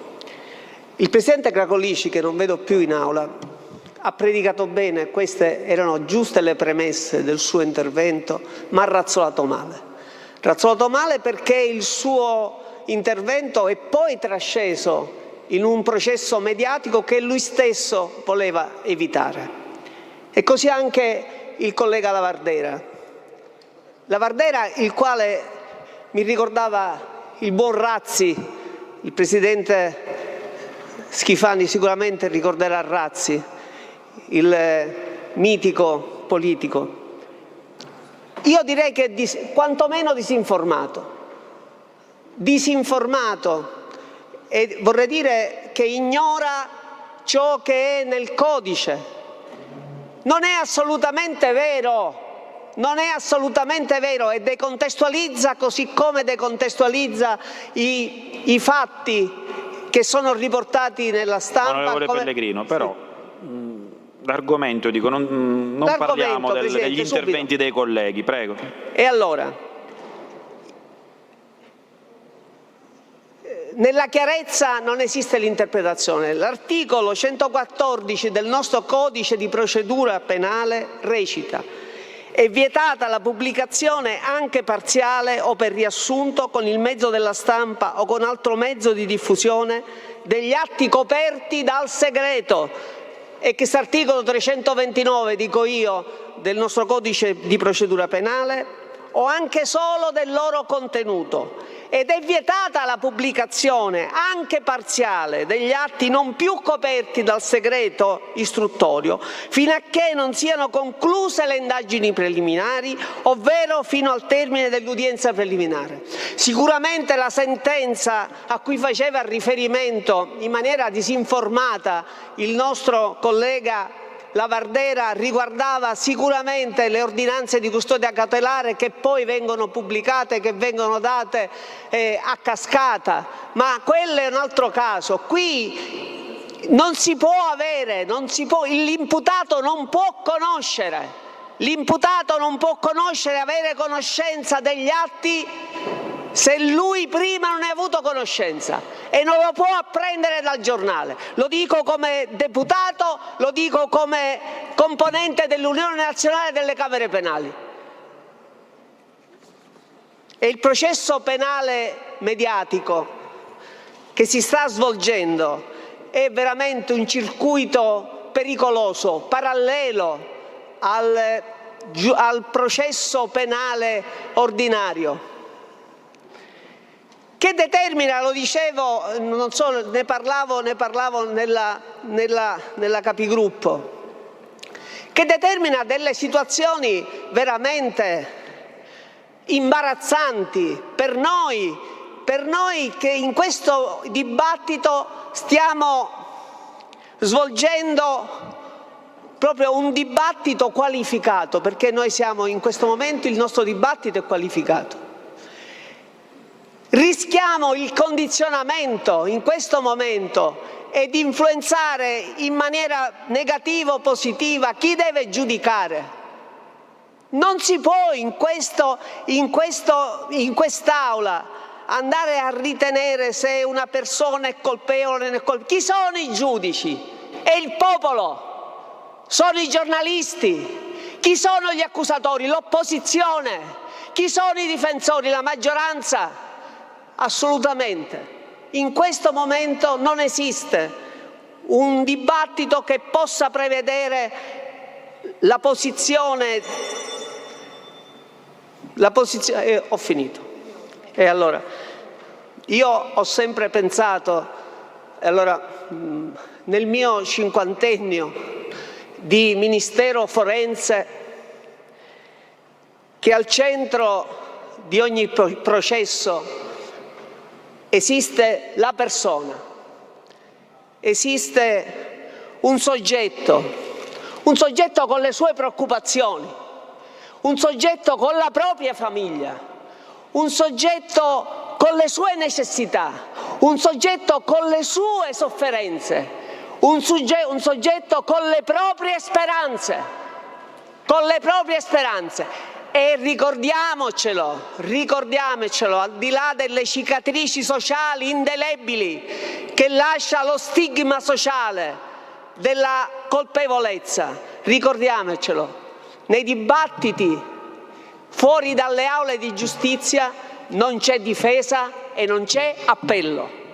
Grazie onorevole Pellegrino. Ho l'ultimo intervento dell'onorevole Assenza. Prego onorevole.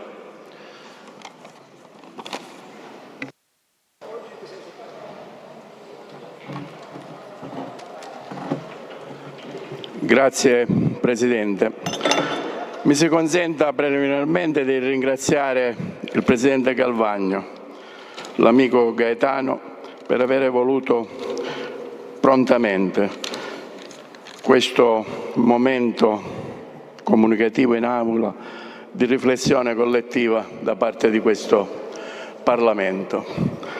Non era scontato, ma era inevitabile secondo me, per cercare di porre fine, non avverrà, già lo so, a questo stillicidio continuo, studiato a tavolino, in cui le notizie o pseudotali si accavallano giorno dopo giorno, in cui si fa ogni giorno il riassunto delle puntate precedenti, affastellando argomenti che non meritano di essere così affastellate, in questo racconto da buttare ad una opinione pubblica sempre più famelica di sangue, di cattiveria nei confronti dei potenti, tra virgolette.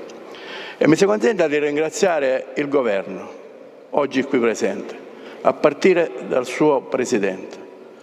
Grazie Presidente Schifani.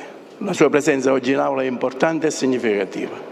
Io gliene sono personalmente grato, ma il mio gruppo le è profondamente grato. E ringrazio tutti i colleghi, maggioranza e opposizione, presenti in Aula. Ma consentitemi soprattutto di ringraziare il mio gruppo che è presente in toto oggi in Aula, tranne un'eccezione che comprenderete bene, giustificata dall'essere entrata anch'essa, secondo me in maniera assolutamente spropositata, in questo tritacarne mediatico che viviamo quotidianamente. E ringrazio i colleghi che sono intervenuti, perché al di là di qualche svarione che si poteva anche evitare, il tono del dibattito è rimasto sempre entro le righe e non ci si è lasciati andare ad un processo mediatico assolutamente ingiustificato. Di che cosa parliamo? Parliamo di una richiesta di proroga delle indagini che chi vive un po' il mondo dei processi sa che il più delle volte è un atto dovuto. Poi magari mi viene da chiedermi una richiesta di proroga delle indagini avvenuta a gennaio, credo, il Presidente Galvagno lo ha affermato in questo senso, quando poi si parla di intercettazioni che risalgono a 2 anni prima, forse anche di più, c'è qualcosa in questo meccanismo che non quadra, però siccome giustamente è stato evidenziato che quest'Aula non può trasformarsi in un giudizio nemmeno di primo grado e men che meno di appello, il prosieguo delle indagini che si dovrà concludere con un avviso che può preludere a una richiesta di rinvio a giudizio oppure con una richiesta di archiviazione come tutti ci auguriamo. E mi veniva un'altra riflessione, legge bavaglio. Ne avete sentito parlare, le leggi bavaglio. E poi assistiamo a queste pubblicazioni abnorme, a queste intercettazioni magari con una ricerca di cercare di cogliere fior da fiore per raffastellare un quadro che poi nella sostanza non ha magari nessun fondamento giuridico, altro che legge bavaglio. L'unico bavaglio qual è? Che abbiamo instaurato una specie di battaglia navale del 2025, cioè abbiamo l'indagato o il non indagato di 6 o a 4. E questa è la legge bavaglio di cui l'opposizione tanto parla. Questo è un problema che riguarda tutti, è un problema di civiltà, non è un problema di destra o di sinistra. Ve lo dice una persona che esercita la professione di avvocato da 46 anni. Guardate che la tutela dei diritti, la tutela vera della presunzione di innocenza, non quella così conclamata sui giornali, è un qualcosa che solo chi non la vive sulla propria pelle o chi non è a contatto giorno dopo giorno con questo mondo non può capire. Allora Presidente Galvagno, io la ringrazio per questo suo atteggiamento, per questo suo senso di responsabilità che ha avuto non solo nel dire al Parlamento quelle poche cose di cui lei stesso ha notizia, ma soprattutto anche, io non sono d'accordo con gli altri, per aver permesso che ciascun gruppo formulasse il suo intervento. E le posso dire, grazie Presidente, le posso dire che il mio non è un intervento dovuto solo all'affetto e alla stima che proclamo in questo momento assolutamente immutata nei suoi confronti e nel suo operato, ma è un intervento dovuto per richiamare tutto il Parlamento a una assunzione di responsabilità.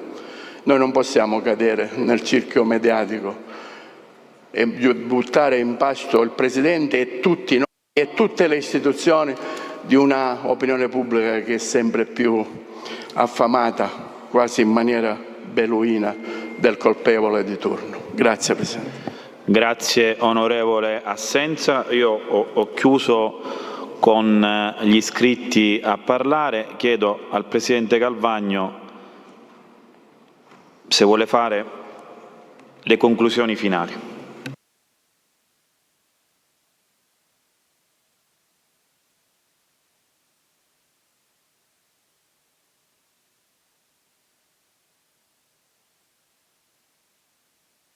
La tessera serve.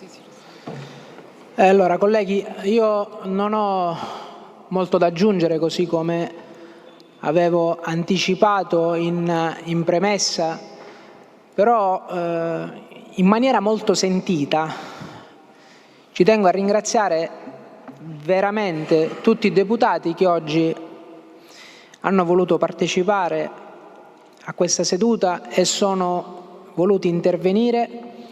E li ringrazio anche che non è scontato, specialmente quando si riveste il posto dell'opposizione. Non è scontato che ci sia un riconoscimento della disponibilità data da questa Presidenza nel voler affrontare l'argomento, e quindi vi ringrazio perché neanche me lo aspettavo. Ringrazio tutte le persone che sono intervenute. E ringrazio il Presidente della Regione che ha voluto partecipare a questa seduta, e per me la sua presenza è certamente significativa. Ora, chiaramente, immaginate comunque l'emozione è un'emozione forte quella che ho dentro di me, ma che comunque mi deve tenere sempre a bada da qualsiasi genere di affermazione in questo momento io volessi in qualche modo esternare. L'Assemblea regionale siciliana deve comunque andare avanti. Io adesso richiederò al Presidente Di Paola di poter continuare i lavori, perché nella seduta di oggi ci sono altri atti ispettivi che devono essere sottoposti sia al Governo e ai colleghi parlamentari. Pertanto non so neanche se sospendere l'Aula, se c'è l'onorevole Di Paola nelle vicinanze, è qui? Io passo la presidenza all'onorevole Di Paola e ringrazio tutti i colleghi per aver partecipato alla seduta di oggi. Grazie. Prendiamo la linea dallo studio perché è finita, insomma continueranno probabilmente i lavori con i temi all'ordine del giorno. Il Presidente Lars Galvagno lascia l'Aula per raggiungere l'aeroporto dove prenderà un volo per Bruxelles. Sin qui quanto detto dal Presidente Galvagno, che peraltro in chiusura, l'avete sentito, ci ha tenuto a ringraziare la presenza di Schifani, che peraltro era praticamente messa in dubbio fino all'ultimo momento. Questo era uno dei punti di domanda, anche alla luce di qualche disappunto del Presidente della Regione, che naturalmente si era lamentato anche di avere saputo di alcune vicende dell'inchiesta direttamente dalla stampa che è stata tirata ovviamente in ballo da più parti, perché nel caso evidentemente del capogruppo della DC è sicuramente stata colpevole di una sorta di massacro mediatico, così appunto ha detto il capogruppo della DC all'Ars. Ma in sintesi, che cosa ci si aspettava e che cosa è avvenuto in questa seduta? Probabilmente ci si aspettava qualcosa in più di quanto poi alla fine dichiarato da Galvagno, che in realtà ha pronunciato due frasi che sono le due frasi simbolo di questo suo intervento. In primis, io non voglio avere dei diritti diversi, superiori a quelli di qualsiasi altro cittadino che sia sottoposto a indagine, e poi non ho mai compiuto alcun atto per ottenere dei favoritismi personali. Ho sempre agito nell'interesse della Regione.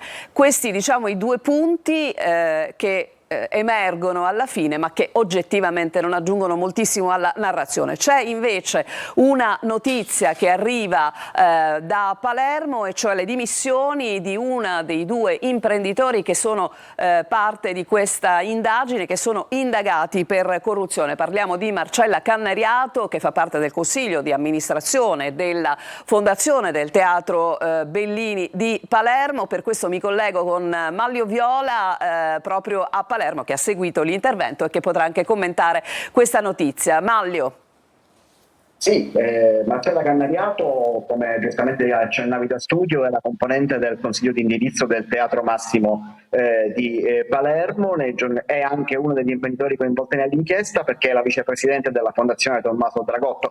Le prime cose di cui si è scritto parlando dell'inchiesta che coinvolge Galvagno riguardavano proprio due imprenditori, in particolare l'evento Magico Natale del 2023 che era stato finanziato dalla Presidenza dell'Assemblea, e Marcella Cannariato, in quanto vicepresidente della Fondazione, aveva subito smentito di aver dato incarichi a Sabrina De Capitani, la portavoce del presidente Galvagno, poi dimessa ieri pomeriggio. Ma la Cannariato è anche, come detto, nel Consiglio di indirizzo del Teatro Massimo. Nei giorni scorsi il sindaco La Galla, che è presidente della Fondazione del Teatro, l'aveva invitata a fare un passo indietro per non coinvolgere la Fondazione Culturale in questa vicenda. Proprio mentre si svolgeva il dibattito sulle dichiarazioni del presidente dell'Assemblea, la Cannariato ha confermato le proprie dimissioni e il sindaco La Galla ha fatto sapere attraverso il Teatro Massimo di averle accettate, ringraziando per la sensibilità Marcella Cannariato. Insomma, si stanno dimettendo un po' a cascata. Ieri pomeriggio la De Capitani, oggi la Cannariato. Non voglio fare nessun commento da questo punto di vista, però è singolare la coincidenza dei tempi, se mi passi il termine, Roberta. Ti passo assolutamente il termine per quanto concerne poi ciò che è accaduto dopo le dichiarazioni di Galvagno. Maglio, in realtà anche lì insomma nessuna grande sorpresa, no? Abbiamo assistito ovviamente a una forma di sostegno nei confronti di Galvagno da parte dei partiti della maggioranza e alcune dichiarazioni che sono andate tra l'acceso, come appunto la presenza di Lavardera che ha chiesto una autosospensione, no? Da parte del Presidente in attesa di quanto sarebbero stati poi e saranno in realtà i lavori della magistratura, fino certamente anche a un tentativo di riconsiderare, di far riconsiderare a Galvagno l'opportunità o meno di alcune azioni, come è arrivato dal monito del Movimento 5 Stelle. Insomma, nulla di clamoroso. Devo dire di no, devo dire che oltre i toni di Lavardera, che sono stati un po' sopra le righe, tutti i toni anche dell'opposizione sono stati abbastanza contenuti. Infatti anche per questo Galvagno nella sua replica molto breve che abbiamo sentito poc'anzi ha sottolineato come tutti i deputati abbiano mantenuto un tono istituzionale. Certo, c'è stato questo dibattito anche sulla legge Bavaglio, l'avete sentito da Pellegrino e da Senta, quindi Forza Italia e Fratelli d'Italia, che è un po' sulla pubblicazione degli atti ancora coperti dal segreto delle indagini preliminari da parte di noi giornalisti, in buona sostanza. Alla fine la colpa è sempre nostra, mettiamola come vogliamo, ma il tema è comunque questo non si può trasformare un Parlamento in una loi tribunale. Quindi forse da questo punto di vista alcuni passaggi, a cominciare da Miccichè che l'ha detto in conferenza dei capigruppo, andandotene anche un po' infastidito prima che cominciasse l'aula, forse le comunicazioni del Presidente sarebbero passate, forse il dibattito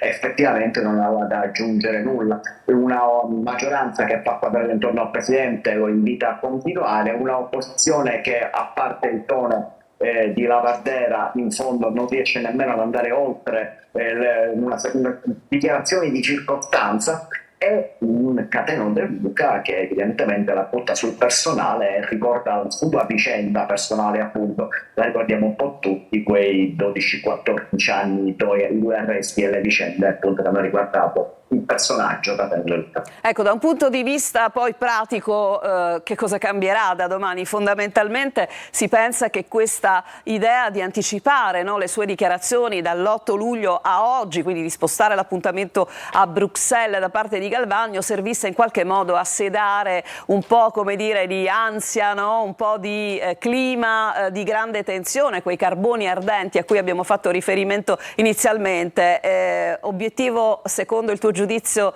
raggiunto?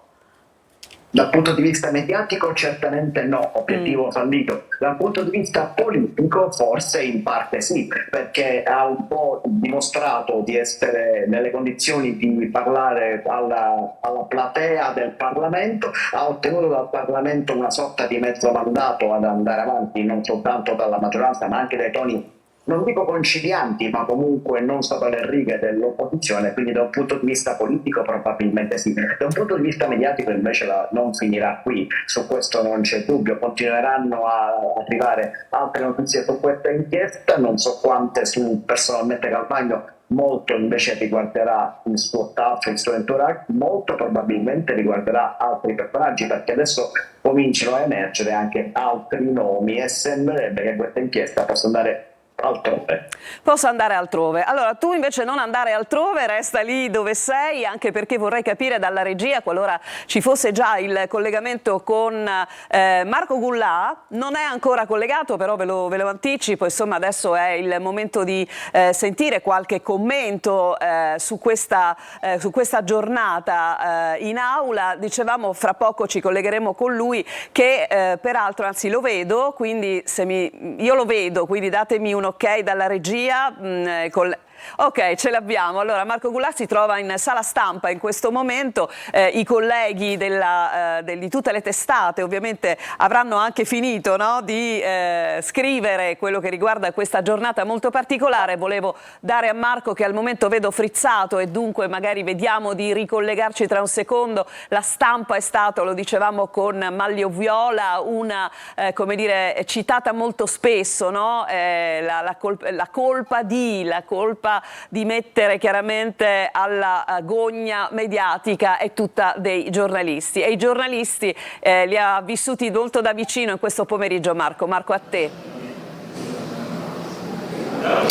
Sì, infatti Roberta, come hai detto bene tu, ci troviamo proprio a pochi passi dalla sala stampa, dove appunto i giornalisti abbiamo seguito questi interventi e soprattutto abbiamo anche ascoltato poi anche le dichiarazioni del presidente dell'Ars, Gaetano Galvagno. Poc'anzi è arrivato anche l'onorevole Lavardera, ha rilasciato ovviamente delle dichiarazioni sulla falsariga poi del suo intervento in aula, e in questo momento siamo in attesa di altri politici, soprattutto del presidente della Commissione regionale antimafia Antonello Cracolici, che ha appunto preannunciato che a breve rilascerà altre dichiarazioni. Va bene, allora qualora ci fosse un intervento da parte tua ovviamente non mancherò di restituirti la linea. Voglio tornare con Manlio Viola, che è un fine commentatore ovviamente dei fatti della politica siciliana, lo fa con perizia, con intelligenza e con competenza. Fondamentalmente, Manlio, faccio un'annotazione che riguarda anche un po' il presidente Galvagno, che ha tradito, a mio giudizio, una certa ansia, una certa emozione, dei respiri un po' più pesanti, mettiamola così, durante il suo incedere oratorio. Probabilmente è un essere umano, diciamo le cose come stanno, non era facile oggi per lui. Assolutamente sì, lo ha anche ammesso, se vogliamo, nell'ultima fase della sua replica, che c'era dell'emozione nelle sue parole, ma lo ha detto anche in un paio di interviste che ha rilasciato in questi giorni, nelle quali ha anche detto di avere difficoltà a dormire la notte. Ho letto anche commenti su questa intervista, cioè commenti del tipo: chi è innocente dorme. Posso dirvi che non è così, non è detto assolutamente. Chi si trova comunque indagato, e poi noi chiaramente non possiamo sapere chi è innocente e chi è colpevole, e non è nostro compito dirlo, ma chi si trova indagato comunque non dorme la notte. Su questo credo che non ci siano molti dubbi. Certamente ha dimostrato questo tipo di tensione emotiva, ma ha anche dimostrato, a mio modo di vedere, una capacità di rispettare l'istituzione che rappresenta, che mi ha colpito per certi versi, perché nonostante tutto è sempre stato lì pronto a rappresentare. Ha anche detto lui stesso: fate pure il dibattito, se potete farlo, un dibattito libero, cosa che non ci aspettavamo onestamente i commentatori politici, quasi nessuno. La cosa più logica sarebbe solo le comunicazioni semplici e basta, il dibattito non ci sarebbe dovuto essere secondo quelle che erano le notizie. È stato lui invece a dire: ok, facciamo il dibattito, dite quello che volete dire, e forse anche per questo ho ottenuto dei toni un po' più moderati. Beh, probabilmente Manlio è stato anche un po' quasi una necessità liberatoria, no? Quella di poter sentire anche gli altri che cosa dicevano in merito a questa vicenda. Noi abbiamo andiamo subito da Marco, vedo proprio Gaetano Galvagno, vediamo un po' se riusciamo a intercettarlo, vediamo un attimo. È un po' complicato il lavoro in questo caso dei cronisti, vediamo un attimo, ma ecco, mi sembra che ovviamente si sia fermato lì. Gaetano Galvagno ovviamente sta lasciando il palazzo dei Normanni e ad attenderlo in aeroporto un volo per Bruxelles. Era spalleggiato ovviamente dai suoi, una pacca sulla spalla, indubbiamente indice anche di un momento particolarmente complicato. Ecco, vediamo che ci sono delle indicazioni nei confronti forse anche delle telecamere che stanno inquadrando questo momento in cui Gaetano Galvagno sta probabilmente salutando i suoi. Vediamo un attimo di cercare di capire se riusciamo in qualche modo ad avvicinare il Presidente. Ecco, il Presidente sta tornando indietro e vediamo un attimo se il nostro Marco Gullà, dotato di superpoteri, molto spesso porterà ai nostri microfoni il Presidente dell'Ars Gaetano Galvagno. Vediamo un attimo, questo potrebbe essere un buon segnale. Marco. Lo tengo io. Un attimo solo. Aspettate un secondo. Presidente, sta per rilasciare delle dichiarazioni, Roberta. Sì, stiamo vedendo. Vai Marco. Dalla me. Dico, come avrete visto, non posso aggiungere altro rispetto a quello che ho dichiarato in aula. È un video che rimane e quindi si può semplicemente anche vedere serenamente da casa, nei siti. Ho voluto fortemente anticipare alla seduta di giorno 8. Come sapete oggi dovrò andare a Bruxelles, ma ho sentito più l'esigenza di non sottrarmi all'aula rispetto a qualsiasi altro genere di appuntamento. Sono molto soddisfatto e contento che i deputati, non solo di maggioranza, ma anche di opposizione, abbiano gradito questa mia apertura nel fare un vero e proprio dibattito, perché la mia poteva essere semplicemente una comunicazione. Invece, nel rispetto di quello che è stata una riunione fatta in capigruppo, dove non ho fatto prevalere la logica dei numeri e quindi dei capigruppo chiaramente che mi avrebbero portato in vantaggio sotto il profilo numerico, perché immagino che i capigruppo di maggioranza siano di più di quelli di opposizione. Ho semplicemente sancito la regola che se anche un solo deputato avesse voluto fare il confronto non ci sarebbe stato nessun genere di problema, e così infatti è stato. Chiaramente rispetto a qualsiasi altra dinamica, in funzione del fatto che non vorrei in nessun modo interferire nei confronti di chi in questo momento ancora oggi sta indagando, mi limiterei soltanto a questo. Sono venuto io incontro a voi, non era previsto alcun genere di punto stampa, però non mi sono sottratto all'aula, non vedo il motivo per il quale io debba sottrarmi ai giornalisti, anzi che ringrazio per il lavoro che stanno facendo, perché stanno raccontando di cosa si sta parlando e quindi meglio che ci siano determinate informazioni. Certo, sarei stato più felice se determinate cose le avessi potute sapere anche io o ce le avessi anche io. Io ancora tutte le informazioni che circolano sinceramente non ce le ho in possesso, ma mi auguro di poter risolvere quanto prima rispetto a tutte le questioni giudiziarie. Ragazzi, credo che sia... Siete stati carinissimi. Grazie. Ho detto tutto quello che dovevo dire. Grazie. Bene, insomma, abbiamo assolutamente raccolto la dichiarazione del Presidente dell'Ars Galvagno, in pratica è un po' l'altra faccia della medaglia di quanto invece osservato in aula da parte di qualche capogruppo contro la stampa. Lui ha ringraziato i giornalisti che stanno raccontando questa vicenda. Noi ve l'abbiamo raccontata alla nostra maniera, portando nelle vostre case tutto quello che è stato il contenuto, quindi integralmente il contenuto di questa seduta all'aula, estremamente sentita, estremamente partecipata anticipata e ringrazio naturalmente voi che ci avete seguito. Voglio anche ricordare che tutta questa diretta è stata trasmessa anche sul web, grazie a Sicilia Web, che titola "Galvagno in aula, mai a disposizione di interessi personali". È una delle frasi che avevamo evidenziato proprio nel nostro commento subito dopo il termine di tutti gli interventi dei capigruppo in aula, e ancora Sicilia Web titola "L'intervento del Presidente, il dibattito all'Ars, non mi dimetto". La Vardera dice deve autosospendersi e Schifani abbia un sussulto di dignità. Grazie, mi danno l'ok, possiamo chiudere, quindi io voglio ringraziare immensamente il lavoro dei colleghi fatto in condizioni anche climatiche, devo dire, non favorevolissime. Marco Gullà, grazie Marco, davvero sei stato prezioso, e grazie ad Angelo Pandolfo che ha curato le immagini e le riprese di questi collegamenti. Grazie certamente anche al collega Manlio Viola. Non so se riesco a salutare tutti, però idealmente vi abbraccio e grazie ancora. Questa diretta finisce qui, l'informazione su Telecolor continuerà ovviamente a raccontarvi questa e tutte le altre vicende della nostra terra. Grazie per averci seguito.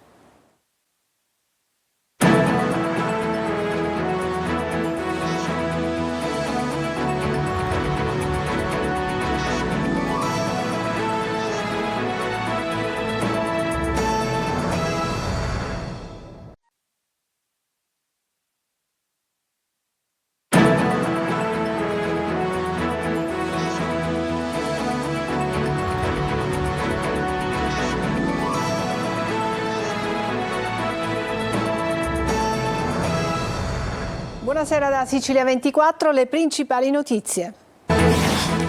Corruzione, il presidente dell'Ars Gaetano Galvagno ha riferito in aula: indagine non conclusa, non mi dimetto, a giugno sono stato ascoltato dai magistrati, non mi sono sottratto a nessuna domanda.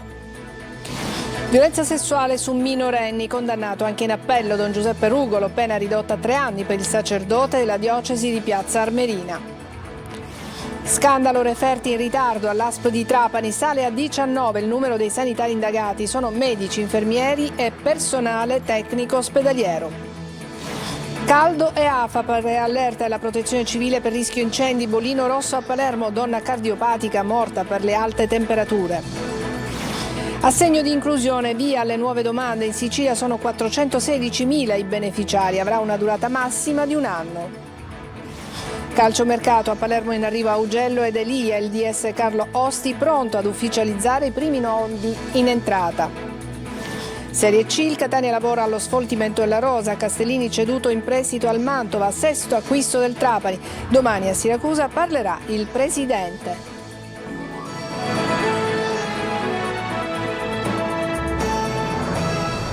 Bentrovati, lo avete sentito dai titoli, è stata confermata per violenza sessuale la condanna a Don Giuseppe Rugolo, condannato in appello, però gli è stata ridotta la pena a 3 anni, ma sentiamo i dettagli nel servizio di GR Italia. Visto l'articolo 605 CPP, in parziale riforma della sentenza emessa al Tribunale di Enna in composizione collegiale in data 5/3/24 appellata da Rugolo Giuseppe, ritenuta l'attenuante della minore gravità per tutte le condotte contestate ai capi 1 e 2 della Repubblica, per cui è intervenuta condanna che determina la pena infinita all'imputato in anni 3 di reclusione. Una Camera di Consiglio lunga 3 ore, poi la sentenza: 3 anni di carcere per Giuseppe Rugolo, sacerdote della diocesi di Piazza Armerina, accusato di violenza sessuale su minori. Lo ha deciso la prima sezione penale della Corte d'Appello, confermando in sostanza la sentenza di primo grado, ma riducendo a 3 anni la pena da 4 anni e 6 mesi, grazie al riconoscimento della tenuità del fatto per 2 delle vittime. Vestito con una camicia azzurra e un abito blu, Rugolo ha atteso il verdetto in aula, occhi chiusi e mani giunte, come in preghiera. Di fronte a lui ancora una volta Antonio Messina, l'archeologo che ha fatto partire l'inchiesta con la sua denuncia. Accanto a lui le associazioni Rete l'Abuso e Contro tutte le violenze, che si sono costituite parte civile. La Corte, presieduta da Roberta Serio, ha escluso ogni responsabilità civile della diocesi di Piazza Armerina, mentre i legali del sacerdote hanno attaccato duramente la sentenza di primo grado, parlando di un processo mediatico. Ho sempre voluto solo giustizia, dice Messina, e oggi la condanna è stata confermata. Gli abusi sono stati riconosciuti, ma serve più tutela. Uno degli avvocati del prete condannato è anche nella Commissione per la tutela dei minori a Ferrara. È una contraddizione enorme. Soddisfazione da parte della difesa di Messina. Ancora una volta, dice l'avvocata Eleanna Parasiliti, è stata riconosciuta la piena credibilità di Antonio. Il sostituto procuratore Gaetano Bono invece non esclude un ricorso in Cassazione. Aspettiamo le motivazioni, dice, ma ci sono aspetti che vanno ancora chiariti. E adesso lo scandalo dei referti in ritardo all'ASP di Trapani. Salgono a 19 dagli 8 iniziali le persone indagate. Si tratta tutto di sanitari, sono medici, ospedalieri, tecnici. Sentiamo il servizio di Laura Spanò. Sale a 19 il numero dei sanitari finiti nell'inchiesta per lo scandalo sui gravissimi ritardi nella refertazione degli esami istologici all'ASP di Trapani. Sono tutti medici, infermieri e personale tecnico ospedaliero. Sono 17 invece le imputazioni. Si attende ora l'incidente probatorio. La conferma dell'esistenza di un'indagine della Procura di Trapani oggi trova ulteriore riscontro nella determinazione di un nuovo atto giudiziario che sancisce l'aumento del numero degli indagati e delle ipotesi di reato e quindi anche la circoscritta richiesta di attività da svolgere dinanzi al GIP attraverso perizia e acquisizione di testimonianze già nella fase preliminare alla chiusura dell'indagine. A 8 giorni dalla prima richiesta di incidente probatorio, i magistrati titolari dell'indagine, i PM Sara Morri e Antonella Trainito, hanno sottoscritto una nuova analoga richiesta di incidente probatorio. Questo perché dopo la consegna di ulteriore informativa da parte dei carabinieri dei NAS di Palermo nel registro degli indagati sono state fatte nuove iscrizioni dopo le iniziali 8 e anche aumentato il numero delle ipotesi di reato, non più 13 ma 17. Gli indagati sono i medici Domenico Messina, Laura Miceli, Giancarlo Pompei, Giovanni Spanò, Maria Paola Ternullo, Noemi La Francesca, Luisa Arvigo, Roberto Davidi, i tecnici di laboratorio Paolo Di Nino, Ignazio Mauceri, Antonella Mistretta, Katia Di Bernardo, Aurelia Ievolella, Giorgia Alongi, Maria Cristina Schifano, l'assistente tecnico Giampiero Accardo, gli infermieri Calogero Bellacomo, Marilena Errante Parrino, Rosaria Incandela. Gaetano Galvagno resta al suo posto di presidente dell'Assemblea regionale siciliana. Lo ha comunicato all'Ars nel pomeriggio nel corso di una seduta straordinaria convocata proprio sull'indagine per corruzione che ha toccato il presidente del Parlamento siciliano e alcuni suoi collaboratori. Manlio Viola. Mai ho messo il mio ruolo a disposizione di interessi personali, anteponendo sempre l'interesse collettivo. Il presidente dell'Ars, Gaetano Galvagno, si difende davanti al Parlamento siciliano, lo fa con convinzione, pur lasciando trasparire un tono affannato, emozionato, provato. Ma le parole che pronuncia l'esponente di Fratelli d'Italia sono di profondo rispetto nei confronti delle istituzioni, tutte le istituzioni. Non ci sono dimissioni all'orizzonte, anche perché ad oggi non c'è alcuna imputazione. Andrò serenamente avanti e senza esitazioni nella difesa tecnica della mia posizione. Se non ho sentito l'esigenza di parlare prima davanti al Parlamento è per rispetto alla magistratura che sta ancora indagando e non volevo prendere la scena per difendermi pubblicamente utilizzando il Parlamento come platea, dice ancora Galvagno. Ma il Presidente non si limita a comunicare ufficialmente quel che è già noto e per spegnere una tensione crescente ha persino deciso di anticipare la sua presenza. Ho sentito più l'esigenza di non sottrarmi all'Aula rispetto a qualsiasi altro genere di appuntamento. Sono molto soddisfatto e contento che i deputati, non solo di maggioranza, ma anche di opposizione, abbiano gradito questa mia apertura nel fare un vero e proprio dibattito, perché la mia poteva essere semplicemente una comunicazione. Ma se in aula i capigruppo della maggioranza fanno quadrato e anche Cateno De Luca lo invita ad andare avanti, se i toni dell'opposizione sono pacati, c'è chi sopra le righe urla e attacca. C'è una questione morale che i siciliani ci chiedono nel rispetto del ruolo che espletiamo. In questo momento credo che siamo arrivati al capolinea di questa legislatura. Con grande coraggio forse dovremmo andare tutti a casa. Sono le condizioni per proseguire in serenità. Mi verrebbe da dire al prossimo luglio ci sarà la nuova finanziaria, cosa succederà? Ecco, è una posizione delicata che paradossalmente le dimissioni avrebbero portato maggiore garanzia, anche perché poi la maggioranza stessa, se voleva, poteva eventualmente rieleggerlo. E ad aula chiusa anche il presidente della Commissione regionale antimafia Antonello Cracolici parla di un contesto di degrado verso il quale dobbiamo alzare il livello di responsabilità e rigore. Intanto, mentre in aula si avvia a conclusione il dibattito, Marcella Cannariato, uno degli imprenditori indagata con Galvagno, si dimette dal consiglio di indirizzo del Teatro Massimo di Palermo con dimissioni subito accolte dal sindaco Roberto Lagalla, mentre il presidente della regione Renato Schifani indica subito in sostituzione l'ex magistrato Anna Maria Palma. A Palermo un pulmino con a bordo un gruppo di bambini si è ribaltato forse per la rottura dei freni in discesa. 4 i feriti, una bambina con un sospetto trauma cranico è stata portata all'ospedale di Gristina, una seconda è rimasta incastrata nel mezzo ed è stata liberata ma non sarebbe in gravi condizioni. Feriti anche un'educatrice e l'autista. Preallerta della Protezione Civile per il rischio incendi in Sicilia a causa delle alte temperature. Bollino rosso a Palermo per le ondate di calore, mentre una donna cardiopatica muore per il troppo caldo proprio a Palermo. Stop alle attività in alcuni settori produttivi durante le ore più calde delle giornate. La Coldiretti chiede misura anticaldo per 500.000 di lavoratori impegnati nelle campagne. Orazio Longo. Una Sicilia interamente gialla, quella che si presenta nella cartina della Protezione Civile regionale, preallerta per rischio incendi e bollino rosso a Palermo per le ondate di calore, dove non c'è stato nulla da fare per una donna cardiopatica di 53 anni di Bagheria che era stata colta da malore per il troppo caldo. Temperature alte, venti deboli e precipitazioni pressoché assenti nelle previsioni meteo dei prossimi giorni. Dal 26 giugno è in vigore lo stop alle attività in alcuni settori produttivi durante le ore più calde delle giornate, dalle 12.30 alle 16, e nelle aree riconosciute ad alto rischio per le elevate temperature. L'ordinanza firmata dal Presidente della Regione resterà in vigore fino al 31 agosto e riguarda le aziende agricole, florovivaistiche, edili, affini e le cave. La Coldiretti chiede misure anticaldo per 500.000 di lavoratori impegnati nelle campagne, sottolineando che tra luglio e settembre arriva a maturazione la maggioranza della frutta e della verdura, oltre ai cereali, ed è quindi importante adottare strategie ad hoc come quella di mettere a disposizione dei lavoratori acqua a sufficienza e i dispositivi di protezione, i cappellini e gli indumenti adatti, per esempio, fino a posticipare il lavoro di raccolta nelle ore notturne. A segno di inclusione da oggi via alle nuove domande. In Sicilia 416.000 sono i beneficiari, picchi di oltre 41.000 e 30.000 nuclei famiglie contate a Palermo e Catania. Marco Gullà.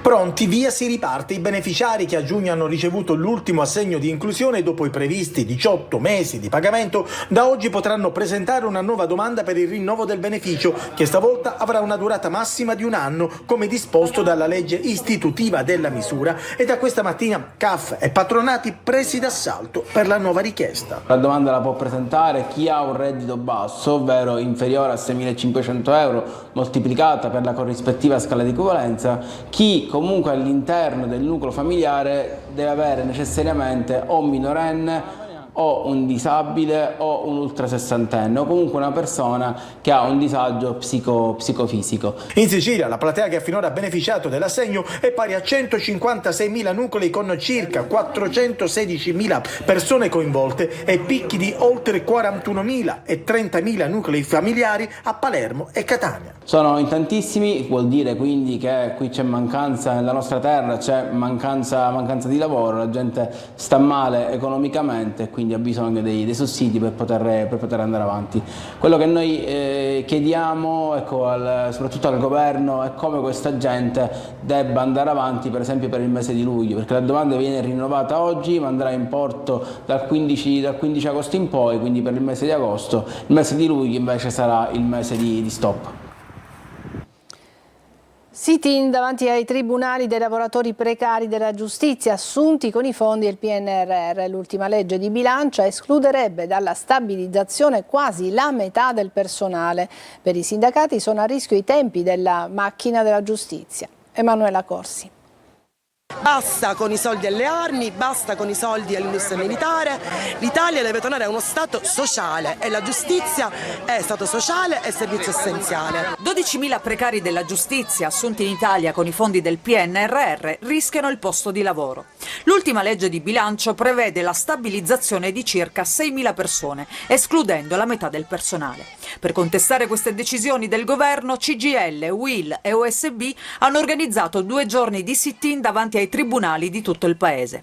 Assemblee sindacali anche in Sicilia, dove i precari sono 1587. Su Catania i posti a rischio allo stato attuale sono più di 300. E questo che cosa può comportare se non vengono stabilizzati? Può comportare non solo praticamente che si blocca la macchina burocratica, può comportare anche ovviamente dei problemi non solo ai tempi d'attesa per quanto riguarda la giustizia, pertanto i processi, andando in contraddizione con quello che noi auspichiamo, che la macchina della giustizia deve essere una macchina veloce, snella e operativa. Le figure professionali coinvolte sono diverse: avvocati, tirocinanti, segretari, assistenti, assunti negli uffici per il processo sulla base di 3 concorsi. Sono tutti vincitori di concorso, quindi non c'è il problema se vengono mantenuti, il problema è stanziare dei fondi ora per stabilizzarli per tutto quello che hanno fatto in questi anni e sono indispensabili. Adesso una breve pausa, ci vediamo tra poco.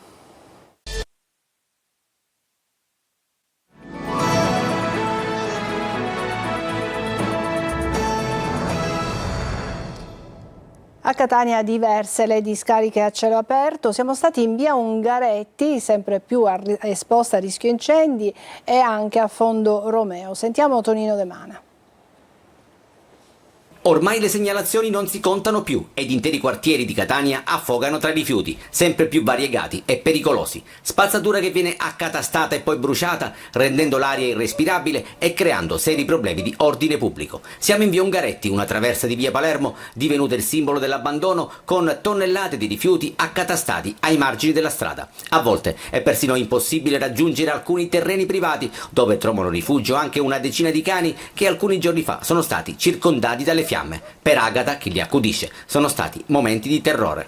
I cani sono in pericolo perché già gliel'ho dato a fuoco la settimana scorsa, io non potevo nemmeno entrare e non potevo di conseguenza nemmeno uscire perché c'erano le fiamme alte. Sono in pericolo io, i miei cani, il vecchietto qua di fronte e le persone là sotto. E disperata Agata non sa più a chi rivolgersi. Noi siamo nel panico, non dormiamo, ogni 5 minuti ci affacciamo per vedere se c'è il fumo, se c'è il fuoco. Hanno dato già a fuoco e continueranno a dare a fuoco da qua a quando finirà l'estate. Io chiedo umilmente, risolvete questo problema. Stesso scenario e stessi pericoli a Fondo Romeo. Da queste parti neanche le telecamere sono riuscite a bloccare lo scempio. Erano state installate e presentate in pompa magna con l'intento di risolvere il problema dell'abbandono selvaggio dei rifiuti. A giudicare dalle immagini, l'obiettivo è miseramente fallito. Un progetto per consentire la discesa a mare a tutti, anche a chi ha problemi motori, è quello della società Terramare ad Aci Castello. Il primo lido dovrebbe sorgere per disabili grazie a una pedana meccanizzata. Sentiamo Desiree Ferlito. Uno spazio di inclusione perché tutti si possano riappropriare della bellezza del mare. È il progetto promosso dalla società Terramare che vuole far nascere ad Aci Castello il primo stabilimento balneare in Sicilia proprio per tutti. A differenza di altre strutture e sistemi già messi a punto, questa volta con una differenza sostanziale. La differenza fondamentale rispetto ad altri sistemi per l'accesso al mare per i disabili sta fondamentalmente nel fatto che questa è una passerella meccanizzata. La persona con disabilità possono attraverso un telecomando, quindi in piena autonomia, essere trascinati, essere condotti fino a una profondità di 90 cm. Da quel momento in poi si possono muovere liberamente nelle acque. Decido di entrare in qualunque momento, faccio quello che voglio fare in acqua, nuoto eccetera, e decido io quando uscire senza interloquire con gli operatori. Come io che voglio entrare in acqua ho difficoltà e questa difficoltà svanisce con questo bel progetto che è l'unico in Sicilia. Un'innovazione che abbatte barriere, non solo architettoniche ma anche culturali, restituendo piena dignità e indipendenza nella fruizione del mare e vede il borgo marinaro di Aci Castello diventare volano di inclusione. Sono rimasto entusiasta del fatto che questo solarium, questo lido, ha per la prima volta questa nuova concezione di poter portare i disabili fin dentro l'acqua fino a 90 cm. Mi sembra un fatto veramente straordinario. Un importante tassello nella riqualificazione del tratto costiero antistante l'antico porticciolo, a 2 passi dal Castello Normanno, riferimento storico per la balneazione di intere generazioni. Questo meraviglioso specchio d'acqua potrà essere finalmente di tutti, proprio tutti. Adesso una breve pausa e poi il calciomercato.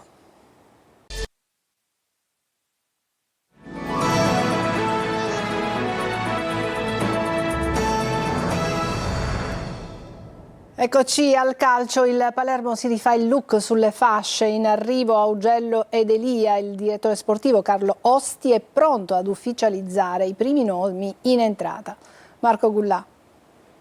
Tutto fatto, manca solo l'ufficialità per il primo colpo in entrata del Palermo. Nel primo giorno di calciomercato il club rosanero starebbe per perfezionare il colpo Tommaso Augello per la sua corsia mancina. Il terzino, svincolatosi dal Cagliari, potrà aggregarsi liberamente al Palermo. L'accordo dovrebbe essere di natura biennale, più un eventuale terzo anno. Il direttore sportivo Osti starebbe attendendo soltanto il consueto via libera da Manchester per ufficializzare a breve l'operazione. Sulla destra, invece, il Palermo è pronto a riportare in rosanero Salvatore Elia. C'è però il Venezia, che è interessato al calciatore di proprietà dello Spezia, che però gradirebbe a sua volta la soluzione Palermo. Alla fine Osti dovrebbe comunque riuscire a perfezionare l'ingaggio di Elia. Per il centrocampo, oltre a Palumbo dal Modena, il Palermo è in fase avanzata per Antonio Vergara, 22 anni, talento proveniente dal settore giovanile del Napoli, protagonista nella Reggiana con 5 gol segnati, incluso uno contro il rosanero. In uscita Di Mariano verso Bari, Insigne verso Pescara. Fra 12 giorni inizierà il ritiro dei siciliani in Valle d'Aosta e l'obiettivo di Carlo Osti è di consegnare già diversi rinforzi al tecnico Pippo Inzaghi. Da oggi scatta la nuova stagione, interrotti tutti i prestiti al 30 giugno, adesso per il Catania si apre la fase dello sfoltimento della rosa, ma non solo, Castellini è stato ceduto al Mantova, a Trapani è arrivato il 6° acquisto e domani invece a Siracusa parlerà il presidente Francesco Triolo. Sono 14 i giocatori che da oggi tornano formalmente nella rosa del Catania. Scaduti ieri infatti i prestiti degli atleti che il club rossazzurro aveva girato ad altre formazioni che adesso dovranno trovare una sistemazione alternativa. È fatta per Castellini al Mantova, andrà in prestito con obbligo di riscatto al verificarsi di determinate condizioni. Quindi bisognerà discutere ora delle posizioni degli altri, da Cicerelli ad Andrea, da Chiarella Bocic, Marsura, Costantino, Peralta Alteio, giusto per fare qualche nome. Da decifrare invece la vicenda che riguarda Cianci. La Ternana ha effettivamente riscaldato il calciatore, ma la situazione economica della società umbra è complicata. Il Catania, se non dovesse adempiere al pagamento della cifra stabilita, potrà solo rivalersi sul recupero del denaro. Discorso aperto invece per Roberto Inglese. Il suo contratto è scaduto ieri e la società adesso sta discutendo per il suo rinnovo. Si lavora anche in vista del ritiro di Norcia, con la programmazione delle amichevoli che dovrebbero essere 4 o 5. Sesto acquisto invece per il Trapani, si tratta di Enrico Celeghin, 26 anni, ex Como Triestino e Giuliano, per il presidente Antonini che lo ha annunciato sui social, un investimento importante e ragazzo di spessore e talento. A Siracusa si attende invece la prima conferenza stampa stagionale del presidente Alessandro Ricci, che domani farà il punto sul nuovo direttore sportivo con Antonello Laneri sempre in pole e sulla programmazione del prossimo campionato. È tutto per questa edizione di Sicilia 24, grazie per averci seguito, buona serata.